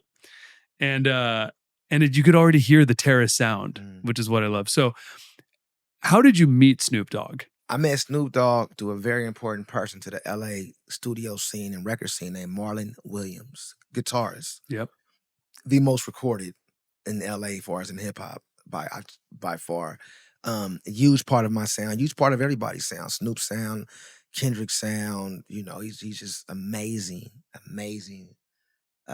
guitarist. And he was already playing with Snoop since like 96, 97. And he got with Snoop through another legendary Los Angeles boy from Compton and Long Beach, a musician named D-Loc Walker, Derek D-Loc Walker, which is like, I mean, this is the era, this is like mid-90s when I'm studying these guys, you know, this is like my community. And it's like D-Loc was always presented to me as the heartbeat and the pulse of everybody at that time. He was a drummer. Now that I'm older, if I was to go back and look at it, he was a drummer that didn't have a lot of these crazy chops, but he had a pulse and a feel that made you feel safe. He had a pulse that, like a record, he had a hump and a feel that nobody to this day I have yet to feel in his playing. And he made artists look back and feel good about their songs even better than the record. So D-Loc was a master, and D-Loc grew up with Snoop. D-Loc used to beatbox for Snoop in the 80s, going to Long Beach Poly in high school and everything. So D-Loc was everybody's link with Snoop because they was already friends, you know what I'm saying? And Marlon, I think D-Loc and Marlon was living together, and somehow D-Loc hooked up with Snoop. And, you know, I mean, Marlon hooked up with Snoop through D-Loc and Superfly, because D-Loc was already cool with Superfly. Superfly is another one of my master teachers, one of the architects of West Coast music and all the 90s Dog Pound. Superfly used to run around in the early 90s, master keyboard player and arranger with a few. RANCE's sister used to be in Superfly's group. No way. Yeah. And so anyway, I'm giving you how this came with me. So D-Loc and Marlon stayed together. D-Loc put Marlon on with Superfly and Snoop. And then Marlon put me on.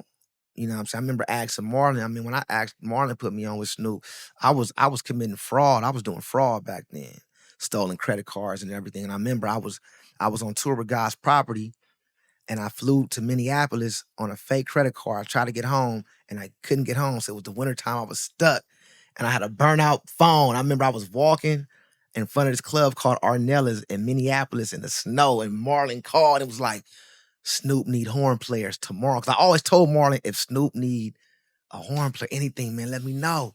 He said, Snoop need a horn player. Don't bring no beats. Just bring your horn. I said, cool.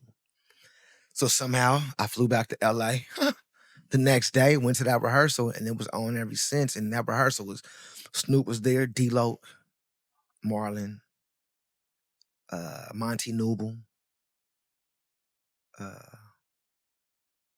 Man, it's been a while ago. Man, so much time. Shout out to D-Loc for being the pulse of Los Angeles, and also being a plug, not only to Snoop Dogg, but he was working with Keith Crouch and DJ Quick. So he was like, even when I didn't meet those dudes, I would ask D-Loc, how do those dudes walk? How they talk? How they act? How they do beats? I was so infatuated with the guys he knew. And I was infatuated with D-Loc too, because his ability to play drums, it felt like if Elvin Jones played funk or something, it was just that feel, it was that girth. You know what I'm saying? And you know, so that's how I got with Snoop. And I stayed down.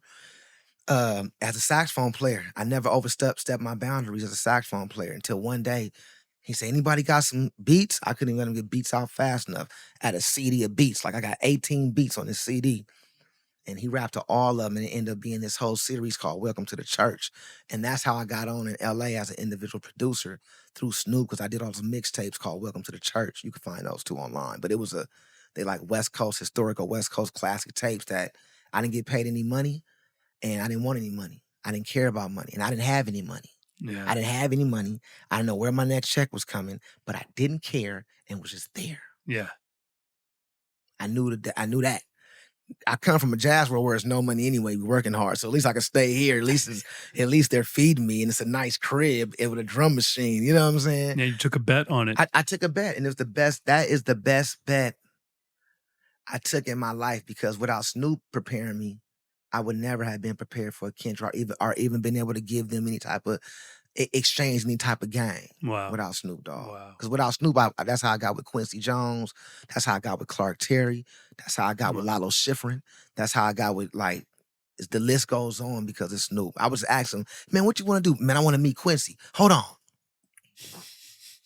You know what I mean? And it legitimized you as a producer. For sure. And as an artist. Because Yeah. you had Snoop on your stuff early. He believed in me, man. Your first album is like Snoop's on the first Terrace album. That's like, just like, Yeah. you know, you weren't who you are today, right? Yeah, Like he believed in you. He was like, believed he in me. invested in you also.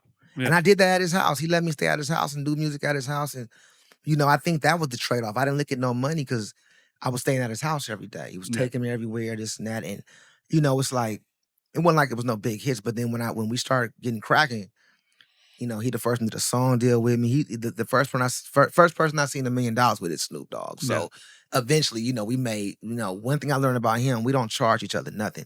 We charge everybody else for us together. I love that. You know what I'm saying? I love that. What did Snoop teach you about professionalism? You could, if your name is not on the marquee, you could be easily replaced. If your name is not on the marquee, you could be easily replaced. And now today, if your name is on the marquee, they'll just erase it. Yeah, it's true. I've seen that. It's even now. easier now. So now I learned that. I learned be on time. Learn the parts. Don't be mean to nobody. He fired me from a tour because I was arrogant. After like 8, 9 years, whatever years, I get on tour with him. I'm just being a jerk to everybody because I'm a spoiled brat. And man, a lot of great musicians. Man, rest in peace, Carlos. Carlos was on that tour. McSwain? Yeah, he was on that tour playing drums. Los. Carlos, Bubby, a lot of cats. Bubby Lewis? Yeah, he was on that tour too. That's awesome. So I ended up getting Wasn't fired. that Kamasi too? Not on that tour. That was later. You brought Kamasi in, no, right? Kamasi was early in. Kamasi, our thing is in and out with Snoop. Yeah. Whenever Snoop feel like he want horns, you know. But my arrogance, my ego got out of hand. I was talking to musicians crazy, being judgmental, showing up a little late. You know, even not asking people how's your day is a bit strange. 100%. Only talking about yourself. Only talking about yourself. Yeah. Leading the conversation back to myself a lot. I still do that. I gotta watch that. But yeah, I got fired, and at that time, Snoop was 95% of my income. Yeah. I lost that gig, and he taught me a very valuable lesson. But when I lost that gig is when, because I had been working with Kendrick and them, but when I lost that gig is when we started forming the sound, because I was home every day. So that's when we started doing those mixtapes with Kendrick. When I got fired from Snoop, it opened me up so much time where I could be home all day working with TDE, and that's what I did. How did you heal your relationship with Snoop? It was already, he raised me. It was already healed. Oh, okay.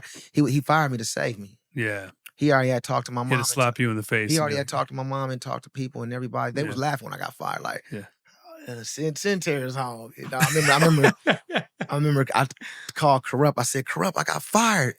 He said, oh man, the dog just needs a break. You must have been tripping, but you're not fired. You just need a little break. And I was so scared. Snoop didn't talk to me for a couple of months. You know, I was like, what? And then we talked, and he had to let me know, hey man, just, you know, be cool next time. It's you here. You here, be cool. And then you were cool. I had to decipher all what that meant, because I was like, just tell me exactly what he wanted. Like, yeah. be cool, you know. But I got that. Don't be mean to nobody. Do your job. I'm Snoop Dogg. You're a side musician. Even if you're an M.A.A.d, you're just a side musician. That's no slight, but you have to be in the mentality. You got to know what it is. You got to be self-aware. 100%. Yeah. If you want to be all this and talk your talk, then go do your own record and go sell out your own places. Yeah. Go sell your tickets. And I'm with that. Do that. Yeah. Because that's what we doing. I'm with that. For sure. It's a hard jump to make. I mean, it's a real one to make. Yeah. That tells me a lot about you if you're going to make that jump. Absolutely. Or are you going to keep on talking on the sideline? Yep. You're going to keep on being judgmental of other musicians while you wearing all black too in the band? With pyro jumping up in front of you as well? 100%. And you got to know, even if you do take that step out and you're making some money, you're selling some tickets, or maybe you're selling a lot of tickets, whatever it may be. If you agree to doing a side man or side person gig still, you got to put on the side role unless they're asking you to be a feature, right? But if not, you got to be able to, switch those hats. How often are you changing hats every day? You know, like, and if you don't want to be a side man or do anything side, just be straight up and say, no, you know. We did the Grammys for Kendrick Lamar the year to Pimp Butterfly. I don't know what year, 15, whatever. But I asked Robert Glasper first, man, we got this big thing, man. We want you to play keyboard because he's on the album. He said, I want to do it. And I showed him the stage plot. And I said, you're right there. He said, well, the fire's in front of? You're right behind the fire. I said, yeah. He said, I love y'all, but no. And I respect that, right? Yeah. I respect that. So I ended up hiring Q, but Robert he said, no love lost. He just said no. He didn't say yeah and pout about it on the gig. For sure. He just said, no, I'm not doing that. I'm not behind respect. No respect. And guess what? Respect. Yeah. You know, I did the performance, but I did the album. I got so much more invested. It's if Kendrick would have said, I need you to play Under the Floor. Yeah. I would have done it because I'm invested in the writing and you got the stuck in the album. Yeah. Robert is a musician on the album. So it don't make sense for him to be behind no fire. And he's Robert Glasper, you know? For sure. You know, you got to know what's what, you know? Absolutely. But that didn't make sense for Robert. Some guys it makes total sense for, and they still say no. Like, it makes sense, bro. You said a great quote on the last time we did the pod, which, by the way, if you haven't watched the first time, that was like 2 years ago. It was actually episode 4 of the podcast, and today is episode 95. Hey, you've been working. What's the greatest lesson you've learned from Snoop Dogg? Shut the fuck up. Shut the fuck up. He who speaks the least knows the most. Just go, if you just walk into a room with your eyes open, you'll hear everything. If you walk into the room with your eyes open, you will hear everything. And then you'll know how to act accordingly. If you really are a true sponge of the environment, you know, and it takes time. You got to practice being that. You know what I'm saying? But that's the one thing Snoop is a master at. He fits in anywhere because he knows how to read the room. Fast though, not too long. You know, he's a master at that, and I admire that. And that's the biggest, to me, that's one of the biggest powers he got is reading the room and making everybody feel like this is my brother Snoop Dogg or my uncle Snoop Dogg. You know, he's a genius. He's a real genius. I always say he's like the Miles Davis of hip hop. He birthed leaders. Yeah. Innovative through so many decades of music, and he keeps reinventing himself. So I say that to say when he says something, I tend to listen because he's been able to do it and come from a background like he came from. You know what I'm saying? Eastside Long Beach, and just really do it and stay legendary. It's hard to reinvent yourself, and he's done it fearlessly time and time again. So I look at him, Herbie Hancock, and Quincy Jones as my 3 main mentors that I want to pattern my life after. I love that. Those are incredible ones to be able to have in your life, man. Yeah. It's amazing, I'm fortunate. bro. I'm fortunate. Let's talk about Kendrick Lamar. Come on now, the best in the world. Of course, everyone knows your work with Kendrick from To Pimp a Butterfly, Good Kid, Mad City, Damn, even on Section 80. Mm-hmm. But one thing I didn't know about you until today when I was researching, even though we're homies, I was like, let me find some new shit out about Terrace. So I found the demo from 2010. Oh, wow. Yeah. Which is only on YouTube. It wasn't on Spotify. Yeah. I found Terrace Martin, the demo. And at the very top, in 2010, 5 years before To Pimp a Butterfly, you go, shout out Styles, Kendrick Lamar, and Soundwave. Yeah. So rest in peace, Styles. Rest in peace, our boy Styles. Oh, rest in peace, Styles. Yeah. But I was like, oh, damn, I didn't realize that you went that far back with Kendrick that many years before. I know Section 80 was 2004, 2005. Really? We go back, yeah. So how did you meet Kendrick? The TDE, the going from that call. I met from that call. Once I got to Carson to the TDE studio with Punch and his cousin Top Dog and Dave, everybody start falling through. At that time, it was only Kendrick, Ab-Soul. At this time, it was only Kendrick and J-Rock, and then Ab-Soul, then Q, or you know. But it was from my first time meeting TDE. It was all the same with that, you know, because that was around 2004, 2005. And on Section 80, So before, Kendrick's already building. It's building, but it's not what we know today of Kendrick, right? But you had Absol's outro. Yeah. That track is so sick, dude. And it's so Terrace. Yeah.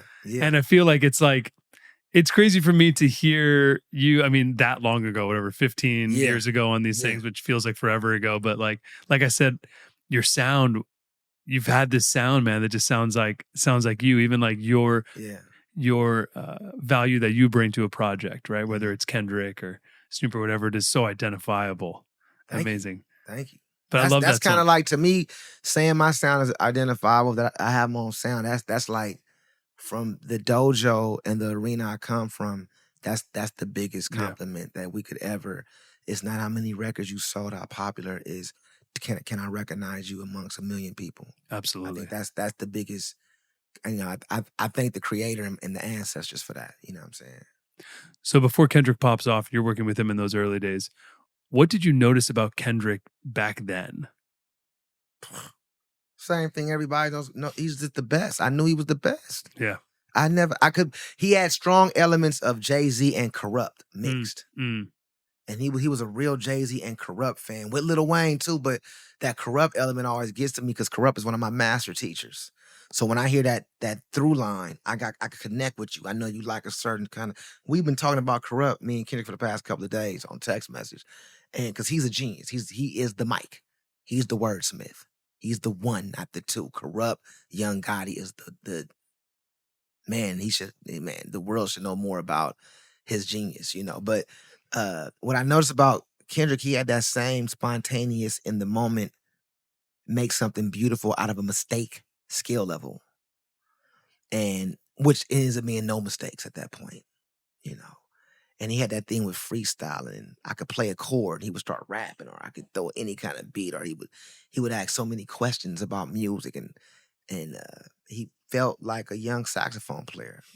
He felt like a cat that was studying Sonny Stitt, Charlie Parker, Cannonball Adderley, Eddie Cleanhead Vincent, John Coltrane, except he's studying Lil Wayne, Corrupt, Hove, Mossberg, DJ Quick, E40, Spice One. He's studying those guys, but he's for real with the art. And just as much as I'm practicing on the saxophone, he's practicing rapping. You know what I mean? And I just always believed in him. And then J-Rock, the other MC, was just as powerful and serious. So both of them together really made the whole thing really be like, well, this is where I need to be. I was not thinking about money at all. And, because I don't think about money in music. I think about money, but I don't think about money and music together. I separate that. I'm not going into a song writing and thinking about the dollar amount I'm about to make off of this song. Hopefully I'm with a good crew that understands we are on a mission. But that was it. I just noticed he was bad, and he wasn't so quick to give an opinion about a beat he didn't like. He always would try something. He wasn't so judgmental and I'm just keeping it real. I don't like it. It was like, yeah, I'll try it. Let's go. I'll try it. Oh, that's weird. I'll try it. Oh, that's weird. What is that? I'll try it. Oh, what? I'm gonna do that. It was always I'll try it, and that's how I am. Yeah, I'll try it. Yeah, we won't know till we're done. And I think that attitude helped me stay close with him, and him stay close to me. To this day, I think we're just down for new missions, and yeah. I think I think he could agree with this, but we'll die being master students. Good Kid, M.A.A.d City comes out, and you write and produce "Real," which is one of my favorite songs on that album. I did Real. I did a definitely good amount of songs on the album, but Real was the standout one because Real was the one that we went all the way melodic on him. Yes, we went all the way. Yeah, we cut that record in New York.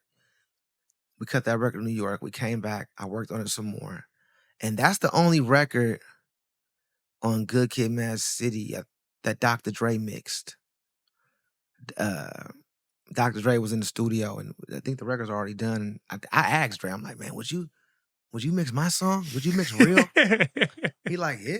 And yeah. That's awesome. And he went into that room, that SSL, and I sat right there and watched him mix my record. I said, wow, Dr. Dre! Wow. Dr. Dre! When you from LA and you grow up how I grew up, and like Dr. Dre in my world is powerful. just like Duke Ellington. Yeah. In my world. You know, I grew up really following Dr. Dre's patterns and everything. And not just Dre, it was other cats from the West Coast. It was Dre for the, whoa, I gotta get the Dre. But to be able to move to get the Dr. Dre, it was Warren Campbell's pattern. I tried to follow Warren Campbell as much as I could because he was on all the records, Snoop and DJ Quick records and Def Row, Tupac. And then he became this crazy producer. So I said, well, obviously, if I work in the sessions long enough, something will happen. But I followed Warren's pattern to get to those guys. Yeah. Because I saw how Warren got to everybody through sessions. I said, well, maybe that's it. And being nice and being cool. Shout out to Warren Campbell, a true master teacher and a true mentor. Him and Erica Campbell, king and queens of LA. You know, Mary. Absolutely. You need to get Mary on here. We talked about Mary when I had Teddy Campbell on here. Woo! I mean, look, listen. Yeah, but we should get Mary on. Mary to me is you know, they're gospel royalty. Yeah. But they're black music royalty. Mm-hmm. You know, gospel is the thing, but they cover. I've seen them that they cover it all. Those are those sisters. It's just literally sisters. Yeah. But those two sisters, man. I remember my first time hearing Mary. Mary had to be about 17 years old, down at the Praise Connection that this club that Andrew Goucher had. And shout out Andrew Goucher. Mary sang, and it was just like Erica and Tina. So I've always had, I look at Erica and Tina like I look at Bird and Diz. Wow. Charlie Parker and Dizzy Gillespie, because when they sing together, it's like everything's matching vibrato. It's just special. Then with Warren Campbell's music and South Central Warren Campbell, and they from Inglewood. Ain't that where I'm from? South Central Inglewood. This is a product of where I'm. Oh, man. Hero. Sheroes. L.A. Man. Powerful place. Absolutely. To Pimp a Butterfly, you produced 8 songs on that album. Would love to talk about For Free, right? I love that song so much. Obviously, it's right at the top. It's track 2 on the album, and it's so different. It's like swinging, burning jazz, and then you have Kendrick rapping over the top of that. What was that? What was that session like? How did you get that to come together? Was Kendrick in the room when you did the whole jazz element? Did he know that? Like, did you tell him the direction? Like, what is the story of that song? We had been in the studio, the Tom room over there in Santa Monica. It's not there no more. It's another studio Interscope has, but this was the magical studio. SZA did her album, Schoolboy Q, YG, Kendrick, it's all one. This studio was crazy. But that particular song, man, we had been on that jazz tip, and I'm always on Mo Better Blues, and he was asking me questions about Coltrane, and we was listening to different things. I would play him Freddie Hubbard, the Red Clay album. I think the song is called Sweet Sue. I didn't play the Red Clay song, but I played Sweet Sue. I think that's a boo boo doom boo bee boo doo bee boo doom boo boo bang ga dang ga dang dang dang. That's Herbie, Ron Carter, Lenny White, Joe Henderson. So we was on that. I was like, and he was like, write me something like this. And I was like, psh, boom. I went home that night. I was living in Porter Ranch then. I'm living in Porter Ranch now, but I was living in Porter Ranch then as well. I'm gonna drive you past his house that I rented for like 8 months just to write music in Porter Ranch. All I had was a couch, a bed, and a grand piano. I bought a grand piano. And food. I had food. A lot of weed. You know what I'm saying? and a pool and a couple of pit bulls. But anyway. Always the pit bulls. Always the pit bulls. I trust dogs more than humans. For real. Except my children and my wife. I trust dogs more than humans. But I went home and I just said, okay. I knew the album he was working on was important and he was speaking truth over this whole album. So I had to stay in the concept in my head and said, what palette of music, harmonically, can I supply for him that'll allow him to speak his truth and that will actually help him and his truth penetrate through all this fake shit outside? And when I thought about it, the only music in my head that could really get the truth across at a high level, intense, and make you feel a way is gospel. And then if you know anything about the origins of black music, from gospel comes the blues. So I knew I couldn't give him gospel, but I knew I could give him a piece of it. but I knew I could give him that blues. But now how am I going to get Kendrick Lamar on a blues song on this hip-hop album? And I said, that's how I'm going to do. I'm just going to write it. It's going to be a minor blues. I love m.A.A.d blues. I love how Terrence Blanchard, all those guys write hits on the end and just different things. And so I said, okay, tension. He's on tension. Truth. What am I going to do? I remember the first thing I wrote, because I just saw a Joe Henderson interview where Joe Henderson said he didn't write a lot from the chord perspective. He started the melodies first. And I said, whoa, that's nice. Because the chords lock you in sometimes. So I knew I wanted to do a blues. I didn't know what key to blues, but I knew it was the blues. So the first, I thought of tension. What can I think of tension? And I was like, I'm always practicing tritone substitutions, you know. And I was thinking, oh, tritone, that's just tritones. And just like the cats would do, just come with a driving lick, and whatever it is, the swinging got to start art. You can't build on the swing. It got to go off to the races.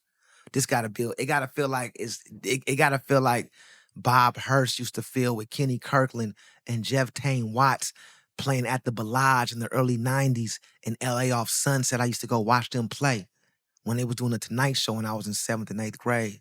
I wanted to do something that was 90s element, but something at the Marcellus. I wanted to do something Jeff Tane energy, because that's what we was on gangster shit.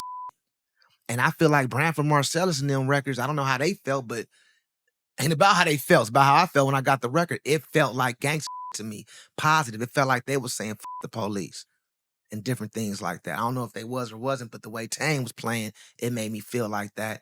Because I could put in something that Tane played, and then I could go put in a Tupac record.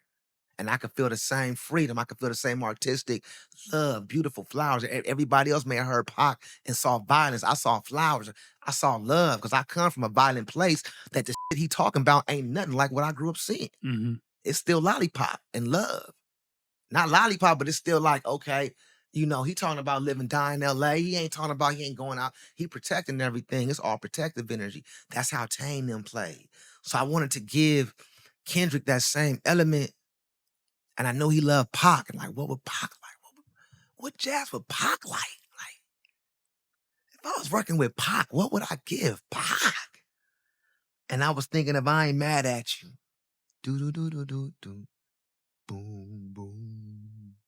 Which is from El DeBarge, but it's elements of the blues in that. So I said, I can't do that. So then I remember me just driving after I wrote the melody. I knew I wrote the melody and the drums had to be driving, but I said, what? And then I remember me playing Branford Marcellus album, The Dark Keys trio album. It's Branford, Tane. I forgot the bass player on that record. I don't want to say. Can we look that up? The bass player on The Dark Keys. It's been so long, but it's Tane, Branford, and it's a particular song that Kenny Garrett is featured on. If you play that song Kenny Garrett's featured on, that mixed with the m.A.A.d blues song, you'll hear where I got for free from. Is it Reginald Veal? Reginald Veal. Oh, wow. Woo! Pretty good. I didn't want to say the wrong name, you know. But it's a song called, it's with Kenny Garrett. It's featuring Kenny Garrett on that album. And that was the motivation of the For Free. And when Kendrick heard it, he wrote exactly what I felt he was going to do. He attacked it like Freddie Hubbard attacked on Sweet Sue. Like, he just attacked it. This dick ain't free. And there was all these rhythms and in between. And then at the end, the dick ain't free. And just, now, he was there. I wrote it. We came in the next day. Ronald, I wrote that song. He came in the next day. We recorded it. The band was Brandon Owens on bass. Spud was on drums on that session. And Marlon Williams on guitar, Craig Brockman on organ. Because I was like, wow, I got this song, but I'm with Marlon and Craig every day doing songs. I'm like, what can I write for them to play over this? Because they don't play this kind of music. And that's when you hear the then they out, boom, and the jazz band kicks over. Because I wanted to involve all my friends, because I love my friends. It's a big record. Cop on this record. So that's all them talking? Yeah. Who's talking? Craig Brockman, Marlon Williams, Spud, Brandon Owens. Just the band. It's the band. The band's just talking, yeah. And then we did that. And then I liked it, but then Robert Glasper was in town one night. And I had Robert come over, do piano overdubs over 8 or 9 of the records. And that was the first one he did. And it was like, I told Robert, I want you to sound as much like Kenny Kirkland as you can, please. And Robert, that's one of Robert's favorite piano players. So he went in, man. And I know this too, but just to double click on that real quick, as you said, you had Robert Glasper come in and play on 8 or 9 of the records on To Pimp a Butterfly in like one session. Glasper came there, you were pulling them up, and he was just going. One take. How amazing is that? One take. No That's ego. Incredible. Robert had been calling me for years. Next time y'all do a record, please. I'm like, I got you. About Kendrick. Yeah, about the Kendrick record. Next time you do a Kendrick record, please. And we was working, but we hadn't had when Robert could play on anything, but we've switched so many styles. And sometimes we're not on no keys at all, where I was like, I had to find a place, and this was the perfect album to have Robert Glasper bless the whole album. Absolutely. Perfect album. Absolutely. Yeah. Oh, man, it's like meant to be. Yeah. Especially with how quickly it came out of him. You guys together, you call him, boom. What about with These Walls? These Walls. That seems like a fun session. Yeah. These Walls fun. These Walls, we did that towards the end of the record. We were looking for a certain tempo. You know, I think back then we was listening to a lot of Michael Jackson and Thriller, and we wasn't basing the album off Thriller, but we was just basing the album off everything that was great. You know what I'm saying? And These Walls was the frequency we was looking for. So I tried to do the frequency a couple of times. I couldn't start it. I couldn't grasp it. So I went by Lorenz Dobson's studio one day at 1500, and he was playing this stripped down idea. Being just very 2 instruments stripped down. What came to later be These Walls, and he had a demo singer on it that, you know, an artist that loved this song. He told me this, hey man, listen to this song. She loves this song, man. And this song means a lot to this artist. And I said, fuck that artist. Take that artist off. Give me this motherfucking song. Let me take that to Dot right now. Terrace, I don't know. This is okay, Terrace. Yeah, for sure. Lorenz, he just wanted a record of him acting concerned. But he didn't give a fuck. When I said Kendrick, he was like, take it. And then we took it to this. Before I took it to Kendrick, I took it to my house first. Yeah. And Rob was at my house. He was staying at my house. So that's Rob playing Rhodes. Rob just played Rhodes. I played a gang of shit on it, made a Brit, do this. Sound wave came, changed this. We just, you know. But the original idea was sparked from the RANCE. And then we just went in and I just went in and went crazy on that motherfucker. Yeah. We put Thundercat on it. I called Rap City, put her on that thing. Kendrick told me to call Rap City. I didn't call Rap City, you know. But put her on that and it got a Grammy. Amongst other ones, but that one by itself got a Grammy. So that's incredible. You called Thundercat on that one though. No, right? So or he was already on. How did Thundercat get part of it? So it was a crew anyway. Yeah. Me and Thundercat and Soundwave, we was there regardless. Sure. So Thundercat was walking room to room and just happened to be there and just, you know, that's the bass player of the record. For sure. So he gonna, you know, and that's the sound. Yeah. So, you know, between him, Blau, and Anna Wise. Yeah. What about how much dollar cost? How much? Same thing. And it got into the White House. Yep. I was looking for a frequency. And you know, I always got player partners. That's real ones. And I went to the legendary Joseph Lineberg studio over there at Ironworks. If anybody from the West Coast, they know Joseph is a vet. Joseph been around since the 90s. He was with a group called Madcap. I met Joseph when I was 14 years old. I was selling drum sounds. That's how I met Joe. But anyway, Joe, once again, I went to his crib. He played me these ideas, and he played what's soon to become later. It was the bare bones of how much a dollar costs. And I heard it and said, let me see what's up. And I took it to Dot, and Dot cut the record how it was. And then, but when it got down to us about the Keep records, that was one of the records that was possibly going to be eliminated because at the time it was only Ron Isley on the hooks and the beat just kept looping. And it's a funny story with this record. It was on the chop block. I put on the chop block. Punch came into the studio and said, why is how much a dollar on the chop block? I said, it don't fit, man. He said, didn't you produce this record? I said, yeah. He said, why are you chopping your own record? And I said, because it doesn't fit. So he said, you should make it fit. Wow. Make it fit. Yeah. It's bad business not to make it fit. Yeah. See, that's that emotional artist. It didn't fit. No, make it fit. If the artist is this close to liking it, go back in. Yeah. Make it fit. And he gave me that. Punch is my leader when it comes to that. That's what he's a captain of the ship. Yeah. Make it fit. Don't. What are you doing?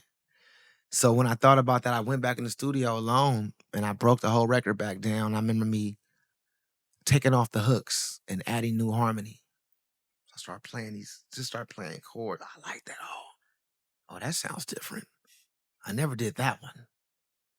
So I listened to it. I took Ron Isley off the hook and I said, now let me listen to it with no hook. And then some just said, call him. And I said, who? And then something in me said, James Fauntleroy. And James is one of my closest friends. He always bails me out of what I call musical trouble. James, I'm stuck. I don't know what to do. Send it. And James came over and he sang that hook over those chords. And that record, we put Ron Isley at the end of it, his own moment, as he should. The king is on. Now he has a moment. You know what I'm saying? James ushers in that moment. Kendrick is riding that thing, and that song came out to be a great song. But it was on the chopping block. And wow. It's funny because, you see a lot of, not just that song, but sometimes me as a producer, sometimes I don't do the whole beat. Sometimes a person may have a beat that I like. I like that. I may want to add to it, right?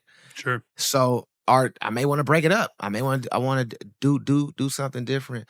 That record was very controversial for a lot of us, for not me, because I think Joe and he had somebody else helping with it.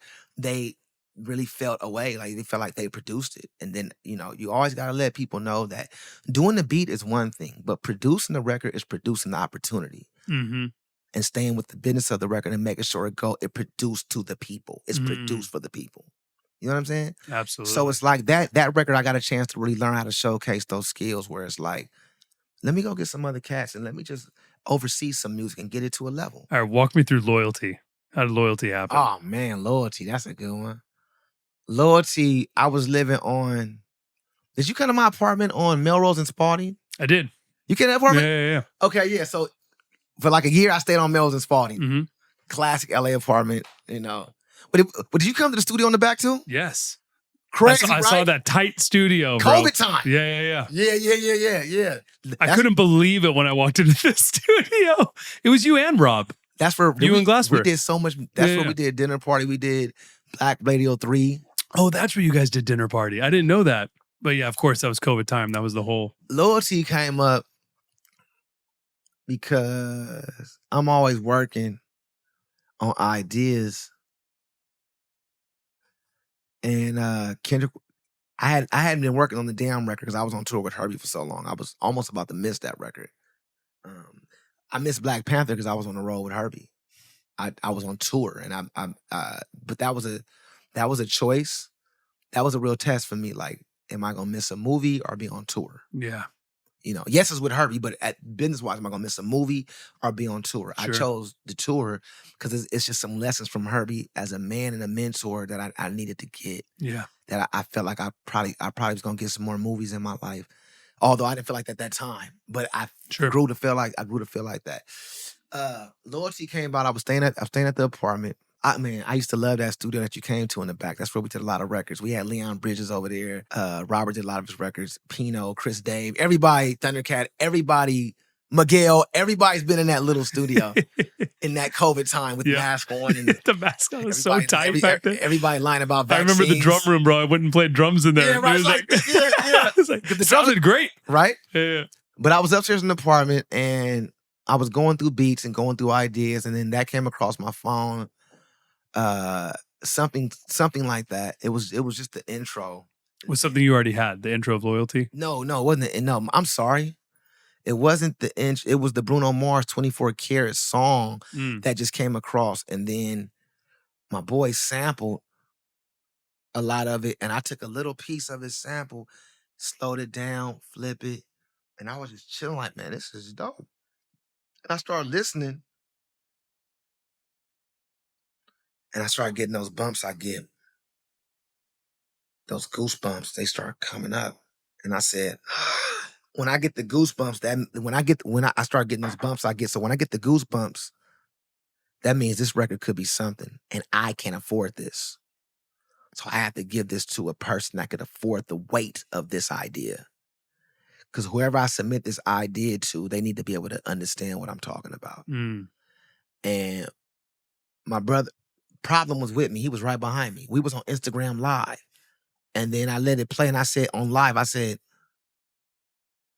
turned to Problem. Problem said, call him. Hung up with Live. I said, hey, Kendrick, I got something. I got something that's different. And I took it over there and it was he and Soundwave. We started doctoring that beat. He started doing references. And then he said, I'm going to get Rihanna on it. And we sold a lot of records, and it's been a very well, healthy record in my catalog. Shout out to Rihanna, Kendrick, Dahi, Wave, everybody. We've had a good thing with that. I love that, man.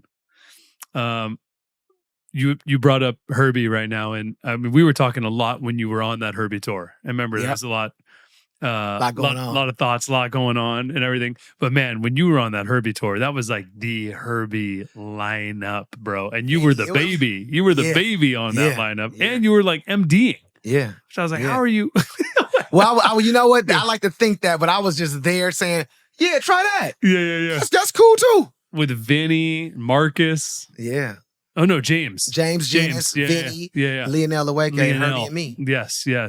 That was the group. And sometimes I remember seeing that. And sometimes for a couple of years, it was just me, Vinny, James, and Herbie. It was a quartet. That's so crazy.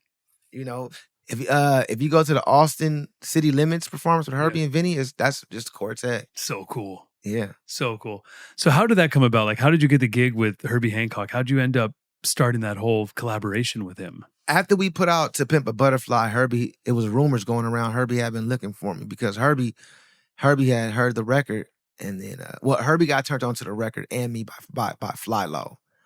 Flylo texted Herbie and said, hey, I think this is an album that you need to check out. He said he checked it out. Herbie said first he couldn't get past the whole fuck all the words. Then he said once he was able to he said, I need to really listen to this though, because if Flying Low says it's important, I should listen. So once Herbie told me, and once he broke down all those barriers, all those roadblocks, he was able to hear the record for what it was. And then he asked Flylo, who is who? And Flylo said my name. Then he had a Robert Glasper, like, you know Terrace Martin? Rob like, yeah, I know Terrace Martin. And one day, man, Rob hit me and was like, hey, come by the studio. I got the picture. And when I went to the studio, it was Rob and Wayne Shorter and Herbie Hancock. It's awesome. And I'm like, what the f? You know what I'm saying? So I started talking to Herbie and Wayne took up their phone like, hey, man, we have your music. And I'm like, the f? You got what? My music? You know, and we hit it off and I started going to Herbie's house. You know, I took 3 to 4 years off of the music business to really go study with Herbie and just go give him everything I knew as far as my music, as far as my Rolodex with my friends, and really just be there for him and try to uplift him and love on him as he's done for so many. You know, once again, it wasn't about none of the money. I didn't care about the money. I wanted to be next to Herbie and get that knowledge. And I also wanted to give him what I had to show him, that you have a student out here that because of you, I'm able to make a living and feed my family. So the only way I could pay you back is to be available for you. Yeah. That's it. I can't do nothing else but be available. And I made myself available. I was going over there every day for years. Every day, asking questions, playing. You know, I got about 4 terabytes of music of me and just Herbie Hancock. Me and Herbie and Vinny. Me and Herbie and Thundercat. Me, Herbie and Pharrell. Me, Herbie and Soundwave. There's so much music I have that. Oh my God, dude. You know, because we're Herbie is a work. He's always working. What's preventing the release of all these records you have with Herbie? I know you have a lot. I've heard so many of them that haven't ever been released. It's not ready yet. Yeah. We can't wait. It's not ready yet. We can't wait, bro. Me too. Man. I mean, it's been like a decade. Yeah. What's a piece of Herbie Hancock wisdom that you carry with you everywhere? You could find beauty within every problem. It's so many. I got a lot of Herbie things. You've said that one to me. I love that came right back to you, though. Yeah, but that's the one. You can find beauty within every problem. Because being a struggling, I talk about how I grew up with my father and all them, you know, and the beauty with all that is it was a house of love and community, you know. And the beauty, that was the beauty. And also the beauty was I also learned through firsthand. And, you know, people feel the way they feel, but I learned what not to do. You know, like a lot of my older people I looked up to in my community got turned out on drugs early. Mm-hmm. You know, or some brothers got turned out on women early. Mm-hmm. Alcohol. Some got addicted to just lying. The beauty with all that is I didn't have to go to a school to figure out what not to do. I seen how all these musicians was great, but they wasn't accepted or they wasn't mentioned amongst the ones because they only did music. Mm. They only had a strong music palette. Their human was lacking. And so the beauty through all that was I was able to learn those lessons that maintain, just as much as I'm practicing the music, practice being a lovable human as well. Don't separate the two. And don't think I'm on a high pedestal because I'm just this working musician that has these records with Kendrick and these, like, everything could be took away. And I don't feel how you feel about me. Yeah. For sure.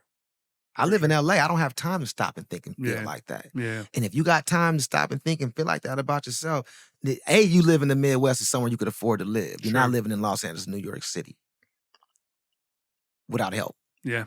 You know what I'm saying? Absolutely. You know, and I take care of a family, a mother. I take care of a whole lot of things. So I don't have time to let my ego ruin my child's school tuition or my son's school tuition in college or my daughter's tuition. I don't have time to let my ego ruin my wife. Yeah. I don't have time to let my ego allow me to be homeless. I'm not that weak of a man that my ego could overcome me. Mm. You know what I'm saying? Yes. I'm not that weak of a man where my ego could overcome me. And if you want to know the fucking difference between confidence and ego keeps you away from the fucking bank. Mm. That's the difference. Yep. Absolutely. Now, y'all filling the motherfucking blanks from there, but that's the difference. Absolutely. You know, it's hurtful and it's frustrating to me because I'm a real product of this environment. And I know what it's like to suffer. I know what it's like to be the kid that father is amazing, but we're living not in a good situation because the ego's involved. Yeah. I've been the kid that recognized that young. Yeah. Because my mom would be like, bro, just do the funk gigs. I ain't playing no funk. They not swinging. Bro, we have to pay the rent. Yeah. They not swinging. You know? Man. But I love that about him now. Yeah.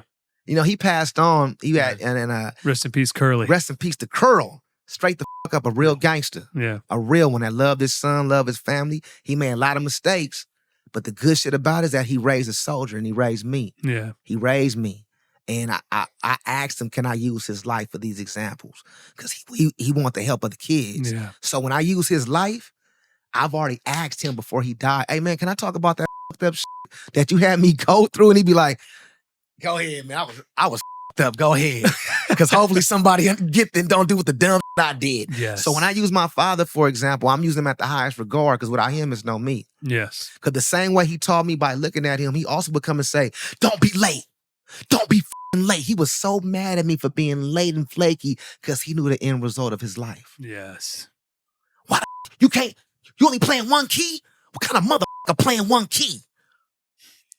Because he knew limited musicians. Yes. He challenged you. You dress good, but you ain't playing like the rest of them corny motherfuckers in LA. So no matter how good I dress, I maintain I practice as well too. Yes. Because it ain't just one-sided neither. You know, so shout out to Curly for being the real one. I want to ask something too. You know, man, my dad was a real guy, but I used to I believed in him, but I didn't believe a lot of things he said because he was going through a lot with drugs and a lot of false promises. But a lot of things he taught me about music, young, I'd be like, yeah. Like he taught me this. He said, man, you should practice on the saxophone, not removing your fingers from the keys, keep them close. And you should practice like that. And because I heard it'll help your dexterity and it'll just make you natural with the saxophone. I'd be like, man, you don't know about the saxophone. And then I get with Jackie McLean at 20 and he says, you know, you should practice keeping your fingers on the keys. Oh, damn. I started learning in my 20s that my dad was really the cat. Yep. And then I got with Herbie and everything Herbie saying my dad. And I was like, I had to call my dad, I'm sorry for being a punk ass motherfucker, for having to go to stars to believe them and not knowing you right next to me got all this motherfucking fucking game. Yeah. But I'm so busy being LA, looking at the brights and gleam who could tell me something. I'm not knowing I can still get a lesson out of you. Even though you may be on you still have lessons, because the one thing you can't replace is age and time. Yes. You know, and I'm just serious. I'm serious, man, for this community. So like, man, when I see cats that's flaky, non-reliable, hella arrogant, not going to rehearsal, walking in sound checks late, not knowing the music, not knowing how to work the proper amount of gear, not learning the music right, tuning out, not getting the arrangements right, it's fucked up. And to me, you slapping me in the face, because if I treat your invoice how you treat my motherfucking gig, you won't like that if I give you half the invoice. Sure. If I show up late on paying you, if I give you the wrong number because you played the wrong song. You see what I'm saying? Mm-hmm. If motherfuckers act like they want to get paid, play like they want to get paid right, yep, they'll walk up straight. Yep. Some people don't give a I know a guy right now married with a lot of kids that's floating around not doing with his life. Yeah. All the talent in the world. Yeah. And not just a waste. And that's sad. It's very sad. That's sad. And I hope that we all figure that out for each other. My thing is I'm pouring all my time into the youth. These interviews are important. I'm going to keep preaching this word. I'm always available for game. I don't have all the answers, but I got a lot more solutions than the motherfuckers y'all look up to in this musicianship. Because I've been fired so damn much, evicted so damn much, bankrupt so damn much, IRS so damn much that I don't want to feel it again. Yes. So I'm not going to be broke in my life again. Yeah. I will never be broke again and lose my shit in my life again. Because now, unlike most musicians, I've set up so many different things because I got anxiety of not being happy. Yeah. So I watch how I treat people. So when I say I'm not going to lose everything again, that don't mean I may not lose my house, but I'm not going to lose me. Yeah, absolutely. You know, and that's what I want to say. So it's not all monetary talk. It's the real shit where it's like, yo, you know, you got to grasp it. Yeah, when you got your head together, you can do everything better. You do everything I've watched you make a lot of money over the last several years. I've definitely made it's been a good handful of years. I haven't made nothing. I'm homeless. I made $10,000 a year. Everything is in everybody. I don't have nothing. I don't own anything. The IRS does not watch this show. Yeah, they do. Them motherfuckers watch everything. They do. And for the musicians that hasn't come across the IRS, call them. Yeah. Before they call you. Just call them. Let's talk about the future of music moving forward. Let's do it. Also, I think what's really important, you said something about like knowing your gear, right? That's another thing. Your sound, your gear, the new tools, the new technologies, all these things. You got to know this shit. You got to be on this shit.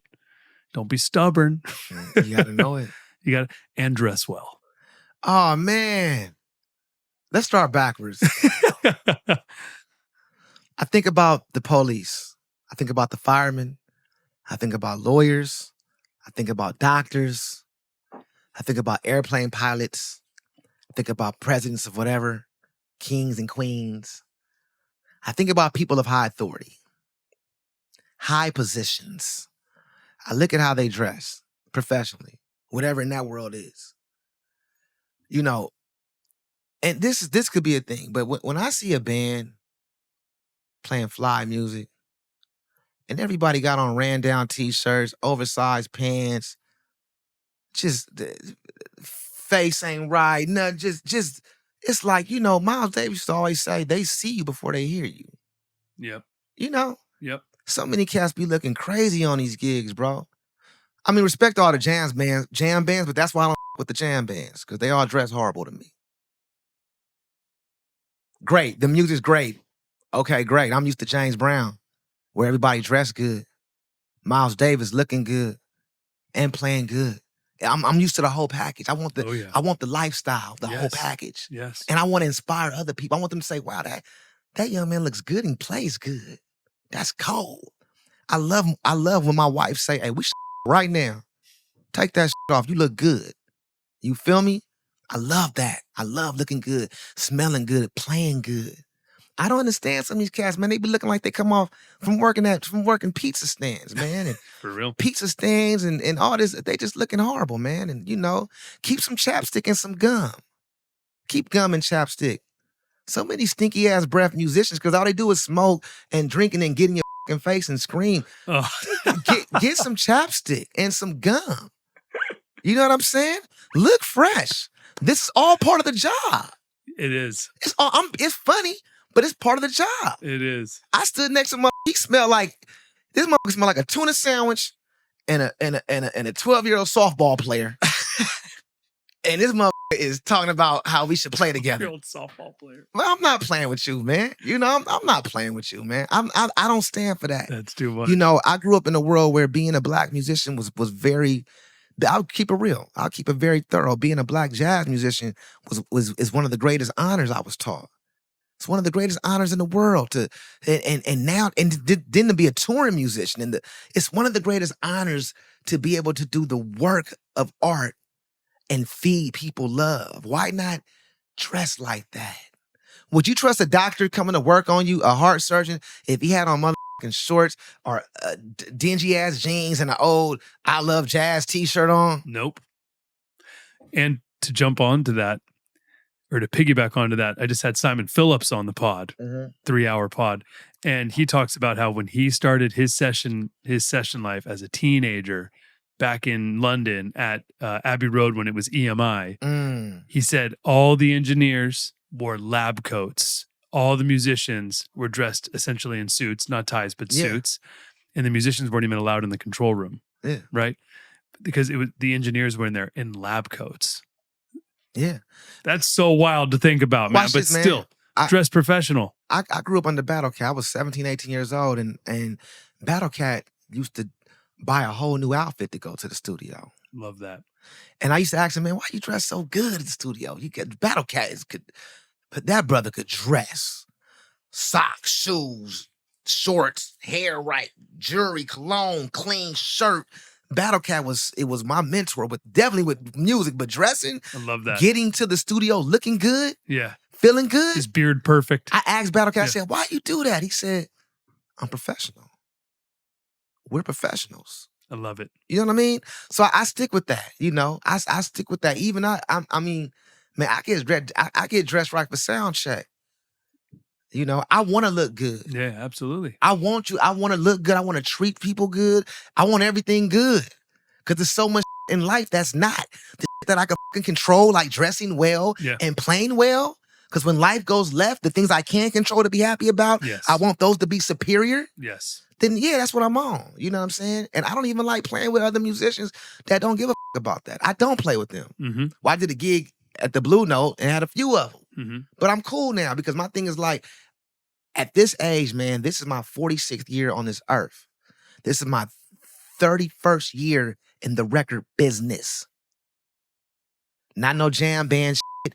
Not no, none of that shit. This is the real playing jazz and doing hit motherfucking records for studio. This is the life, being up, being down. And one thing I learned is, it's some things that's just some things. Yeah. It's some things that just some things. Like I go back to the jam band thing. I loved all the music, Snarky Puppy, Lettuce, all those guys, but Ghost Snow, all those guys. But it looks like I'm going to get my car fixed when I go see these motherfuckers. It looks like somebody's going to run out, change the oil, change the brakes, change it. No, the music is great, but I'm not inspiring to look. I don't think a kid's, I was inspired to look fly and be artists. I mean, yeah. But when you look around the crowd, they got crowds, but it's like everybody else is the trumpet player, and they all look the same too. You know, I'm not preaching to that choir, and I don't think that's cool. I think that's corny as fuck. I think that's what college and music did. Right, sure. Like the same way you get dressed and go to school, motherfuckers start going to gigs like that and thinking it's cool. It's about the music. Okay, that's cool. But that's a whole culture in and of itself, right? Strange culture. Yeah. And if you're watching this podcast, you're probably interested in the Terrace Martin culture, which is what we're directly addressing. Yeah, you better get back to that. What excites you about the future of music? That was a good one. I like you leading to that. Not going to jam band concerts. Okay. Enough with the jam band. Sorry.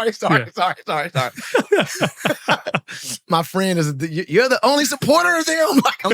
Stop. I'm a supporter of everybody. You're right. All the headaches come from jam bands. What excites you about the future of music? People showing up on time and about the new people and people being respectful and people being to be better people and people loving people and people respecting people's time and shaking hands and asking would you like something and open the door for when there's ladies in there, men get up and let them sit down. Open the doors for women always. Be Yeah. a gentleman. Be a gentleman. Yeah. It'll never bite you in the ass. That'll always be a great thing. You asked me what I'm excited for. I haven't mentioned music on purpose. You're excited for being a gentleman. Yeah. I love that. Same. Good music is easy. Yeah. Matter of fact, we have a band. We make good music. We do. We haven't talked about it yet, but we haven't talked about it yet. But we make good music, right? Yeah, we do make good music. But we talk more about being humans, right? Yeah, we do. So making good music is, people, what am I excited about musically? The life around it. I'm excited about somebody seeing this, some young musicians saying, man, I need to be on time. Yeah. I'm excited about somebody seeing this saying, well, I may not be the best drummer, the best keyboard player, but the way he just explained that, I got a hell of a shot. I can do that. I could do that. Yeah. I'm excited for somebody hitting me saying, hey, man, I don't want to play any instrument, man, but I just want to learn something. Absolutely. I'm excited for the fellowship. I'm excited for me walking into a jam card with a dress code. Yeah. That'll be ours. When we finally announce our project. That'll be ours for real. That'll be ours. Yo, let's do that when we announce the project that we're not announcing yet. That might be our theme. I like that. Dress code. Dress code might be a theme. I like that. Write a song called Dress Code. The name of the song is Dress Code. Dress Code. Yeah. Yeah. But I'm excited about that. I'm excited about a lot of new young musicians that are just moving to Los Angeles. Everybody comes to LA. Every year it's a new fleet of musicians. So I love calling you and you telling me who's who and me going on. Right now, what I'm excited about, I've noticed some very powerful women musicians. Powerful. Say their names. Man. Say their names, please. Elena Pennew. We love Elena. Savannah on drums. Anissa on upright bass. Anissa's great. Woo! Now that's the Bay Area. Area like that. To the people that's them, right?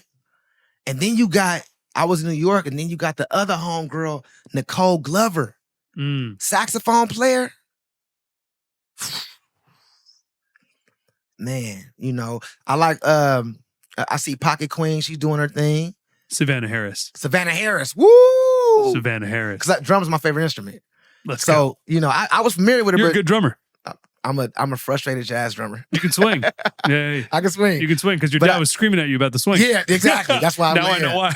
But Savannah, I did a session with I produced Christian McBride's album about to come out. It's about to come out. And I don't know it's about to, but we got there. Whatever.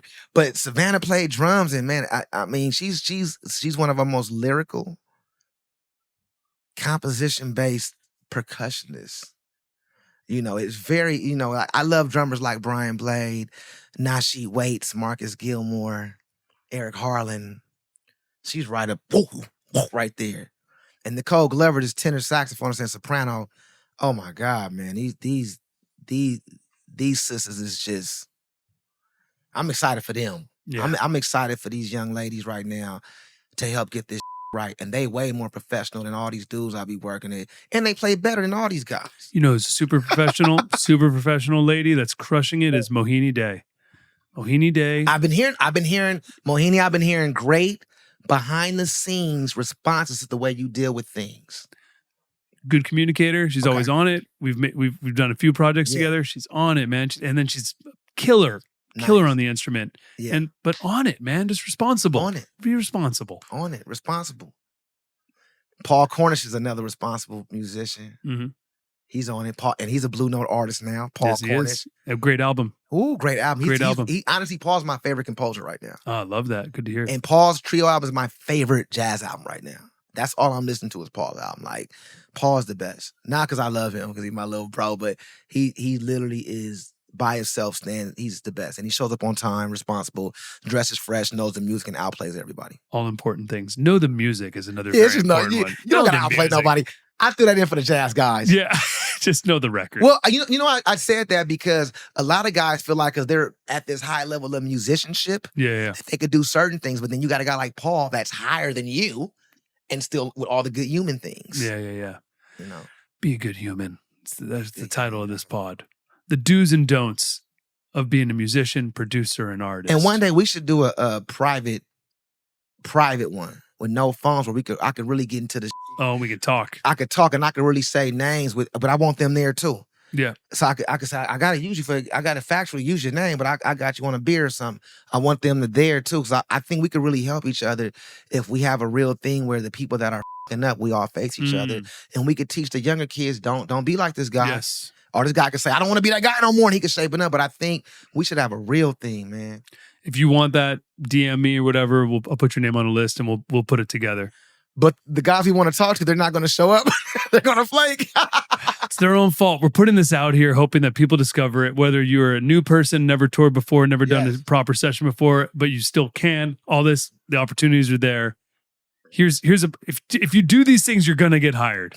You're going to get hired. And by the way, if you live in LA or New York or any of the big cities, that's great. But even if you live in St. Louis or any of these other smaller cities, like it's okay. Like you could be discovered. We got the internet. I'm discovering musicians all the time. Yeah. And then you just come out here and meet us. Go to NAMM, go to Grammy. You know what? Party. Go to whatever. Go to the everybody should do a corporate. Everybody should do a corporate gig. A long stint of a corporate gig. Because the same politics in a consistent corporate gig is the same politics in this mainstream business. Have you ever done a corporate gig? For sure. I haven't. For sure. I mean, you're Elmo. You don't have to. I've done corporate deals. I've had children early. Oh, yeah, that's true. I had to do all kind of gigs. A bunch of them. I was a telemarketer too. Oh, wow. Yeah. And I did a whack-ass job for like 6 months. It was a company, this is so funny, it was a company called Balzac. And it was in the 90s at Universal Studios, and my job was to blow up, this sounds weird, blow up these huge balls and throw them at little kids so they throw them back and I say, buy the ball. It was a dark job, bro. I sold balls all day. You still do.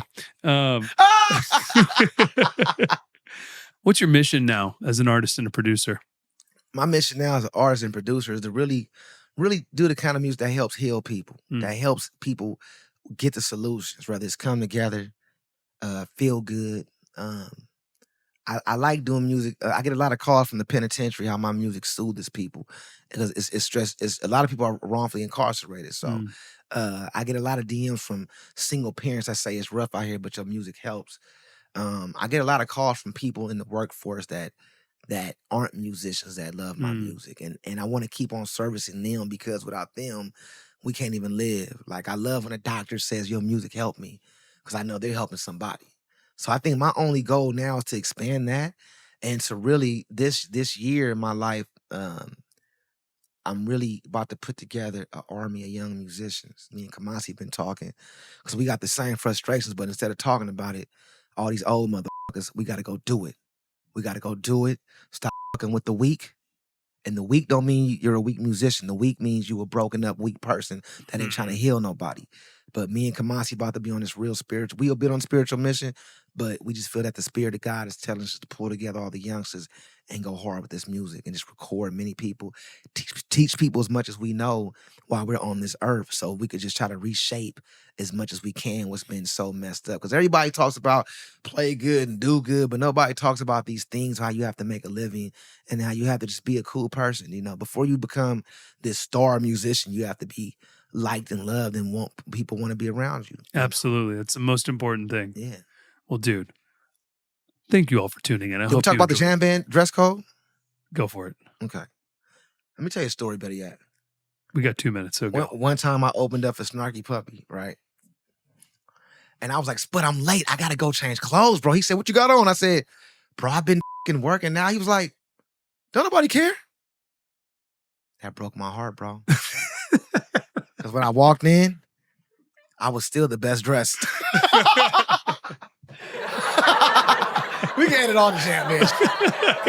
I don't want a bunch of college kids from North Texas DMing me.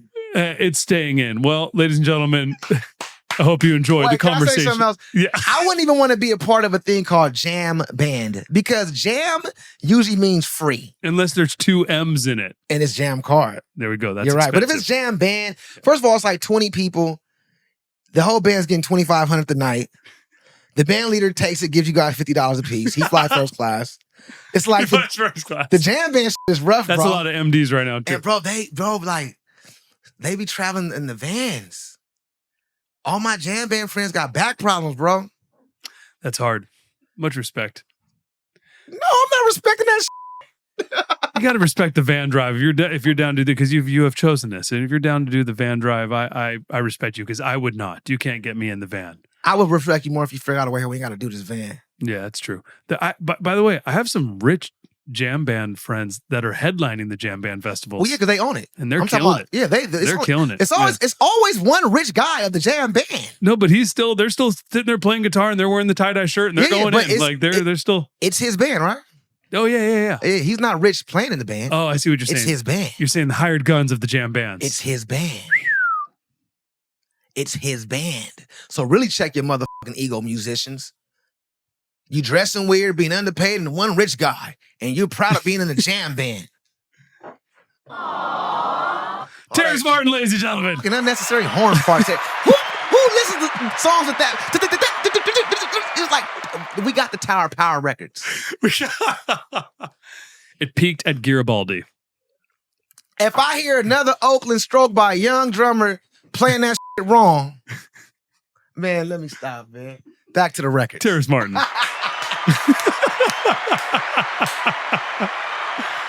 Be kind, everybody. Take care of yourselves. Thank you so much. We'll see you in the future. Much love. Love you, bro. Go with Elmo. Go with Elmo. Go with Elmo. Go with Elmo.